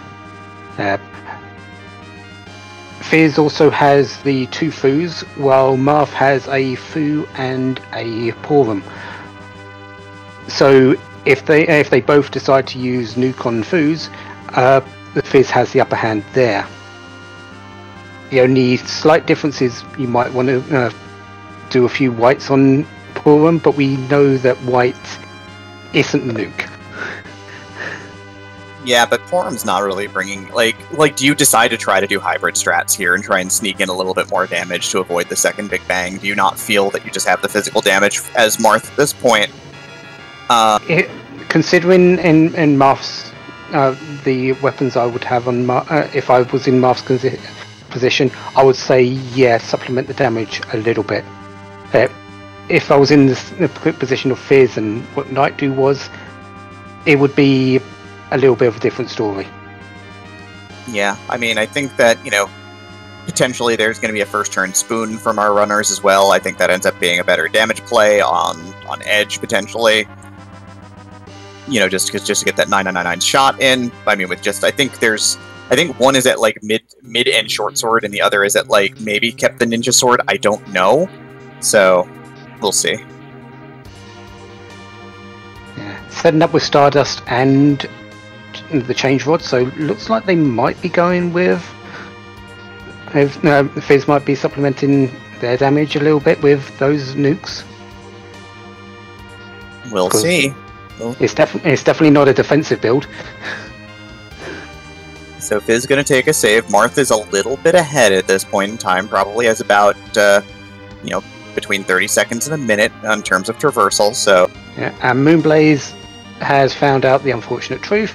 Is now heading back to the moon. Blaze is, as we now know, is just in the deepest of trouble, and he has just, he knew it. I think he knew it when he saw the dot done, but now we're just confirming he is in the deepest of trouble.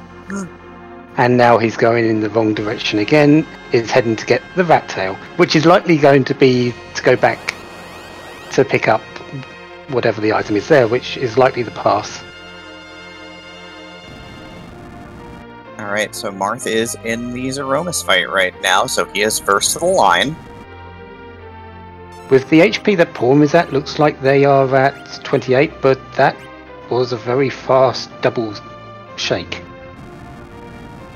Yeah, Porm's not at 28. This is a disaster. Porm needs to be level 57 without the crystal ring to get to 28. I know this. I've done this before. Yeah, if I remember seeing this is correctly, he was at level 55, which, yeah, as Ikea is saying, 27 agility, which is terrible. Yep, that is the worst number. Zeromus transformation, 139.25 for Marth here, so probably about a minute's worth of lead to work with. It's not unworkable. We should always stress that. It's not unworkable. It's just the worst situation. Silkweb will help alleviate that. Are they then going to pick up the pieces from there?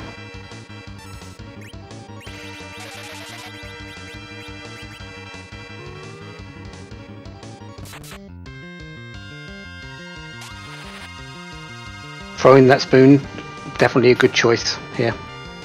Transformation finished at 140 and 10, so under a minute of difference here. Kane has a dwarf axe. Cecil has an ogre axe. Those two weapons aren't ideal here. Fizz is all in on the direct damage, just casting nukes directly on Zeromus. He is not messing around with walls, he is not reflecting here. He is just like, let me have it, nuke in the face. I don't care. Let's play this game, everybody.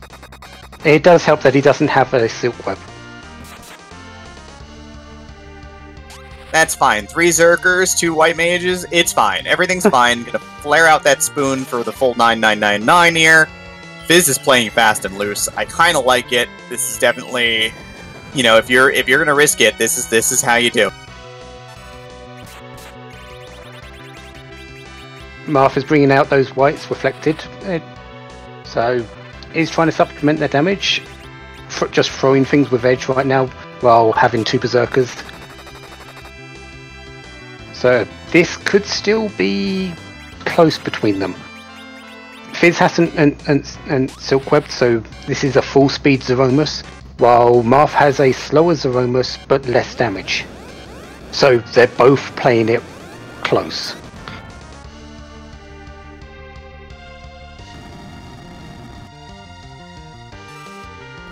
Yeah, so Fizz casting another Cure 4 just to be sure, keep the team topped up right now, so playing smart safe here.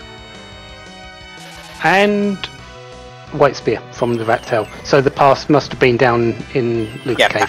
Pass was at the bottom of Luca Cave, and Blaze had reset out of it already. Alright, so now we've got Fizz just waiting it out here. Marth going for a nerf here, it looks like, on the second Big Bang with the Silk Web. And that reflects active nuke helps a little bit. So if they got the nuke, the nerf as well as that, we'll see. Fizz is just going all out right now. He is just again, no fear, just nuke.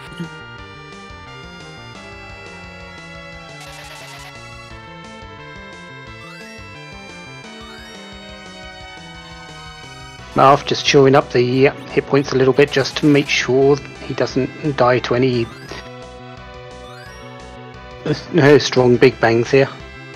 Fizz loses a Fusoya here, so down 1 Fu, who's the Cure 3 is going to do nothing here. It's going to be blank, but he did get the nerf off, so the rest of the party's fine. Black Hole will slow him down a little bit. We'll have to reapply those Bacchus Wines, and will reduce 1 round of damage from those high-powered weapons that he's got. But there's rocks already. This was a very fast fight. Now you just hold A. Just mash out those attacks. He might get there. Marth has been lucky on a couple of those counter nukes. Cecil dodges. That's all that matters here. He's gonna fire off a face nuke. I think he's gonna try and finish this with nuke. Does he get there? Big Bang flying for Marth right now, so Marth's not doing any damage at the moment. It is a face nuke kill. Direct nuke from Fizz. Wow, down goes Aroma's second place finish at a $143.59. Not bad, not bad. Very good for Fizz. He's likely working on adrenaline right now, and he is going to be very happy with his result today. And rocks falling on Marth. But they fall pretty hard on the team, but this Cure 4 is going to bring Kane back to life, and Kane will probably have to finish this out solo, but that's fine. Kane and your girl is going to finish this out just fine. MVP for him.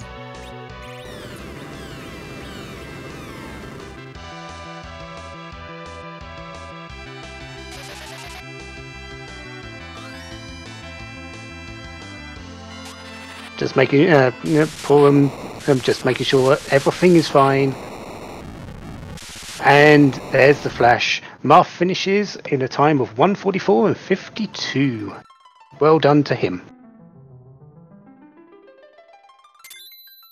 And I do believe the Fizz has joined us. Yeah, yes, I have. Are you working on adrenaline right now? Oh my god, I'm so tired. Are you done complaining that you're bad at this video game? I'm pretty bad at this video game. So the answer is no. No. Well, GG to you, Fizz. That was a solid, if tough run, and I think the big thing that did it, the thing that was really nice to see, was that Baigen 1-shot, Golbez 2-shot. Not bad at all. Yeah, I was disappointed. I actually put the crystal ring on Fusoya for the first fight with Golbez, just on a hunch, because I'm like, there's not many left. Let me put this might be Golbez. And then I wiped, and then I didn't put it on the second time. But it still worked out. It still worked out. That's more of a zero fight that I'm used to, is the hybrid strats. So I'm happy that I was able to actually do a hybrid zero fight. Well, it wasn't the conventional hybrid strat we usually see. Just face. Oh no! I'm sorry. My hybrid strat, if I have very powerful nukers and I'm high enough level, is to the face, screw the wall. I'm gonna heal through it. So that's my hybrid strat. I mean, it is hybrid damage style. It's just you just go right to the face. It's that old school style, which I greatly appreciate. Oh, hey, look. The hook was at Odin. Okay. That's the only thing I really didn't know. We knew that. Blaze fell down every single possible rabbit hole because he saw Golbez and decided to nope it and paid the price for it. When on my tracker, as things started disappearing and all I saw was moon, I'm like, oh, this is what it is, isn't it? Everything's on the moon, isn't it? I was very glad, though, that it wasn't in, Baron, because I got the Baron key, and I'm like, no, I'm staying here. I'm here. I'm just staying. And I'm glad I did. That team was just perfect for Zeromus. You did go in slightly behind Marth in terms of the starting the fight, but you had significantly better gear for that. His levels were a little bit higher, but the gear was the main factor. Well, I mean, for I basically full cleared everything I could before going to the moon, so I had everything I could have. The Excalibur was a big thing. I don't know if he had that or not, but I definitely was happy that I did. Yeah, he did not, but it made for a very exciting race with who could get that damage output for. Very nice execution by both of you. Less than a minute differences. So that's So thank you for bringing the entertainment. And that's all I'm here for now. Yeah. Do you have any more races coming up? One more on the 18th, and that's my 4th. Today was 2 and 3. Oh yes, you're racing the very last race of all the league matches, aren't you? Probably. Last place for last race. Got it. All right, we got this. Well, I don't think you can be last place now. I meant in the race. No, it's fine. I like I said last time, I have fun with this game. I'm not here to like dominate. I'm here to have fun, and this was fun. So, Fizz, I'm cheering for you to finish 30th, by the way. 30th? Okay, we can make that happen. Sounds good. You got money on it? Well, then you'd finish where I finished last year. Okay, perfect. Yeah, we'll make this happen. Well, I'll let you guys finish up. Thanks so much for hosting both of these.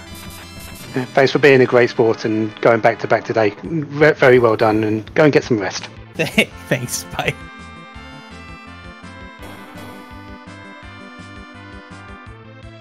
So Moonblaze is setting up his party for the Golbez fight with Fatal Casts. I think he's going to try and just keep I don't know which 2 party members he's trying to keep alive, but he's just going to try to keep 2 party members alive here. That makes sense. I was wondering why he was trying to have a Tricker peep at himself. Yeah. He found a trigger because the trigger won't do anything to him, so he has infinite time to set up. Yeah, and it is a quick siren and just outside the safe spot, so... Yep, and so, of course, just for an update in terms of league standings here, so nightdew did get the win that he needed today. He's now on 10 points after his 4 races, which math looks like 10 points should get him into a play-in race. We don't know which one yet. Marth, after that 3rd place finish, is going to move to a total of 5 points. So he is still sort of hurting for certain. Marth probably needs a win in his last race to get to 9 and have a shot. Fizz in the same boat. 2nd place finish does get him to 5 points as well. Again, absolutely needs a win in his last race to even have a shot at it. And of course, moonblazewolf, who desperately wanted for some points here just to make it an easy drop into the top 12, now on 7 points after 3 races instead. Now probably needs a top 2 finish to feel comfortable in his last race. I'm taking a quick look at the run here in particular. Yeah, he's not going to feel comfortable at all with going into his last race, not with just a points total of 7, and he's desperately going to be hurting for high standing in that. Yeah, Marth's got a tall order in his last matchup. He's got to take out Invenerable, Scratch Dragon, and Mecha Link, so probably not favored there. Invenerable and Scratch Dragon, of course, both ran at RPG's Limit Break this year, so they are both likely favored in that particular place. Blaze has Zilch, Scratch Dragon, and Kobahi, another tough pairing. There's Kobahi, of course, who ran at GDQ and is definitely a top runner of this game, finished in the top 16 last year. That particular race is going to be really tight and really close, I feel. We've got there's 4 excellent runners there. Yeah, that's gonna be an absolute set of fireworks for sure. And of course, if Scratch runs decently in his 3rd race, Scratch Dragon might be seeking a win there. Kabai, of course, is probably in the top 12 at this point, easy peasy. But he's got to run on the 14th first against Kendril, Woobear, and some guy named Poydrak. Where he is honestly going to be favored to finish 2nd. I think Woobear might have a little bit of an edge, but that is going to be another tough one for sure. Yeah, Woobear has been tearing it up on this, and should be having is almost certain to be in the actual playoffs area now. I think he's certain in there, but everyone else is still vying for points. Everyone still has that chance of getting into those top locations, and getting into the play-in races is at least the first key. Yeah, with 8 runs, there's a lot to play for. As Blaze, with his setup, gets a Reflect Up on that Fusoya and uses the one Fusoya to just absolutely obliterate Golbez. So he got his adamant. He's got to get out of here. gonna head for home and head on back. But yeah, tough run for Blaze for sure there. Yeah. I wonder if he regrets picking up leaving that pass down in the Luca key.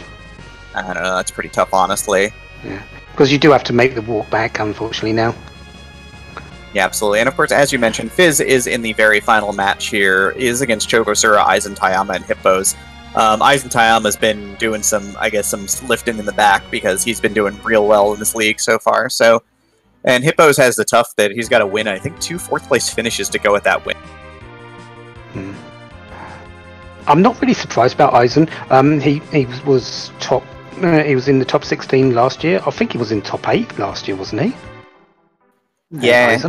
Yeah, I think he got eliminated in 7th or 8th place, but he's at 3. Yeah. He's got 2 wins and a 2nd in the league so far. So so he's looking for a win to get into a draft. Yeah, he's looking for a win to get into draft position. He might top 4 in the round of 32 here with a win there. So yeah.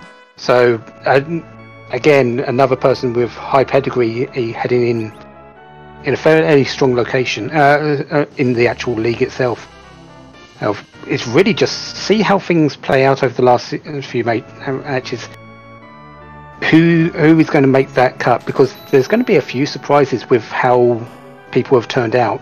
There's some of the big runners haven't got those points required. nightdew is one of them. He's only just scratching into that play-in area. There's a few others who haven't even got to that point yet. Yeah, absolutely. There's absolutely a ton to play for in the last 8 races for sure. So, starting at 4 o'clock this afternoon as we get into the home stretch of the league, the last quarter of the round of 32. Still a lot to go.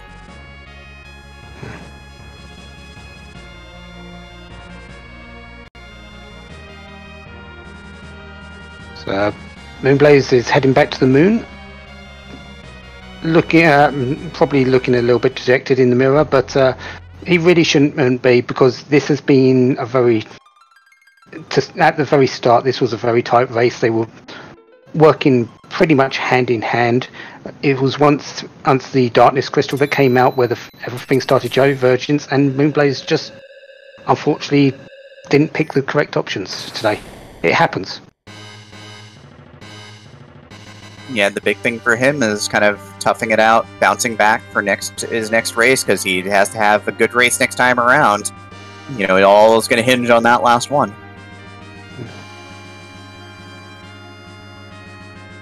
He's going to want to finish this out. Just say, yeah, I've had a bad one today.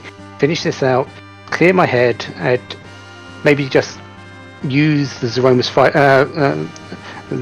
as a punching bag, basically, and it's a perfect sprite for that. And just say, okay, I'll come back. Let's go.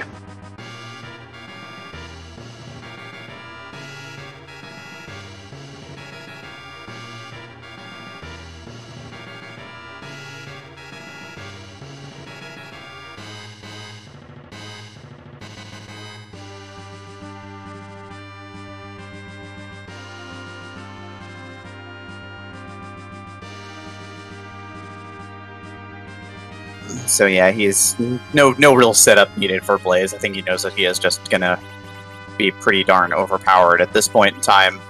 Yeah. 30 agility Cecil's just fine. Just put him in the middle. It'll be okay, we promise. He might have that ninja shirt, that crystal ring combo that you were mentioning earlier. For that foo. I think he needed a ninja hat. I don't think he has a ninja hat, so... No, just put a ribbon on him. That beard needs a few accessories after all. It's gotta be pretty.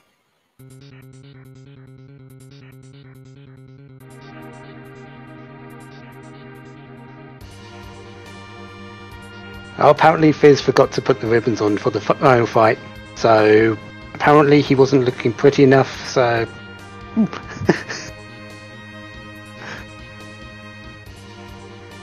Maybe that was the difference between first and second. nightdew did put those ribbons on.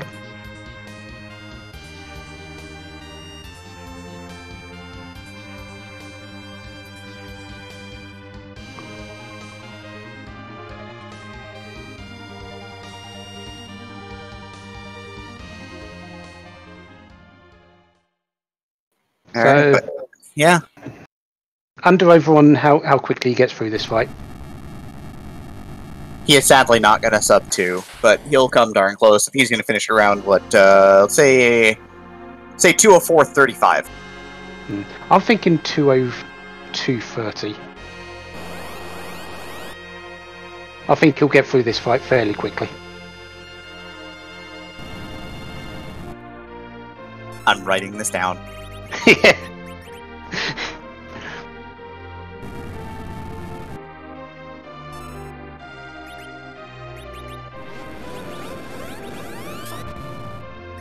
Alright, well, here we go. The moment of truth. I wonder if he's going to see AV's aroma sprite and say, yes, punching bag, kill it, kill it, kill it with fire. I mean, look, there are some Zeroma sprites that you feel bad about fighting that you go, you know, I don't know if I want to do this or not. This ain't it. Nah.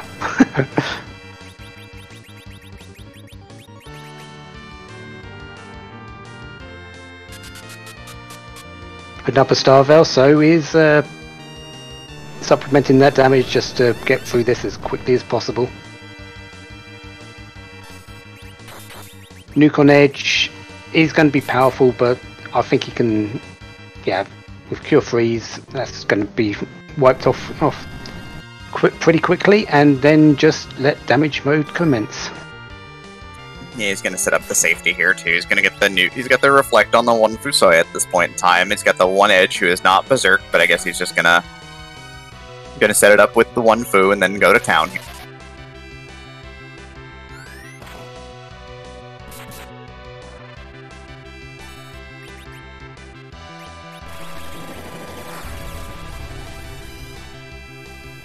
Alright, Big Bang 1, of course, gonna get nerfed by that Silk Web, so he's fine now. Yeah, and queuing up that nuke on the Reflect, so these nukes are going to do about 7,000 damage each, with Fu usually. Yeah, Blaze is absolutely the best equipped of anybody in this fight. Which is both unfortunate and fortunate that he cleared so many spots.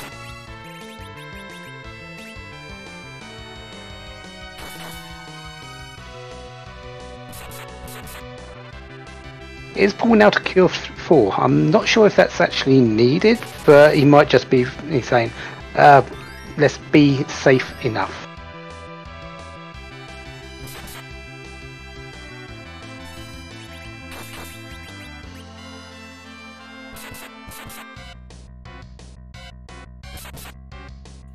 Yeah, it looks like he's just using the nukes to set up a second Big Bang skip here, which will make the fight actually faster ultimately. But once you know you've got the skip, then you just let your Zerkers rip and just let them do their job.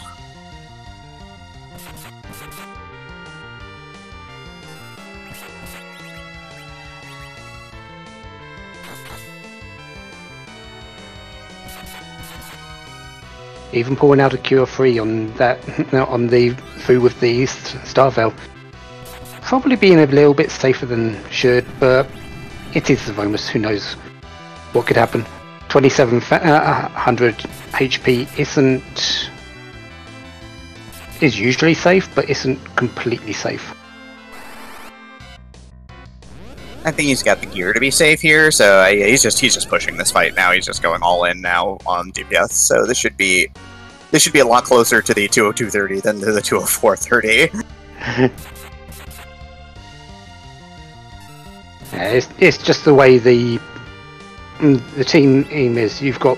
This is the power overwhelming team that was available. Oh, really? It's going to be a quicker fight than something like what Marth had. Although in Marth's wasn't exactly slow either, considering the equipment difference. The true Lord and Savior of FF4 from Baka Shinobi, overwhelming sweet damage, as, yeah, 202.36 for Blaze, a very quick and painless Zeromus fight for sure. Fu's stuck in the casting stance forever. Yeah, I do believe that makes you the winner though, because you have to be under and not over. I think you were closest. I think you got it.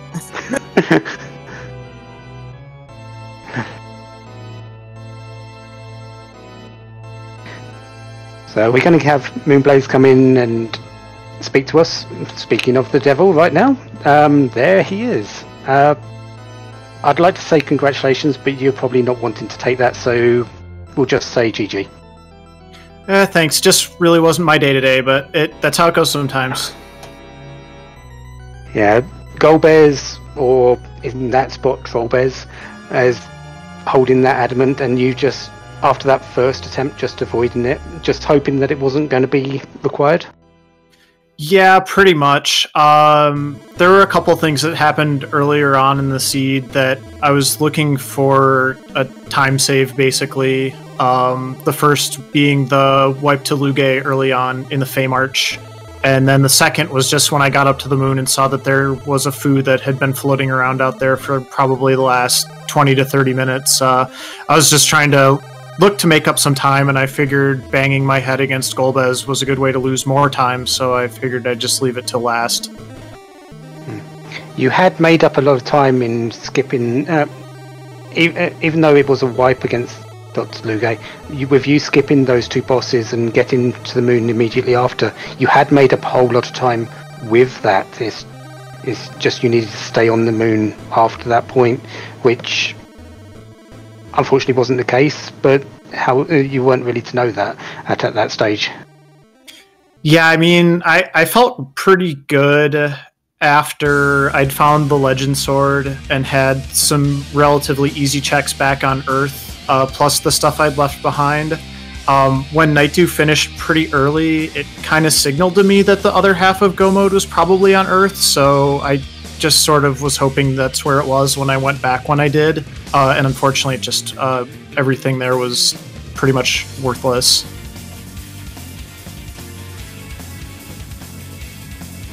We did see you hesitate in front of that Lucky Cave door, thinking, is this correct? Is it? Was it somewhere else? What was going through your mind right then? That was actually, I needed to step away from my computer for a second, and I should have done it during the walk to the Baron garbage can, but I was hoping to be done faster than that. Oh, okay.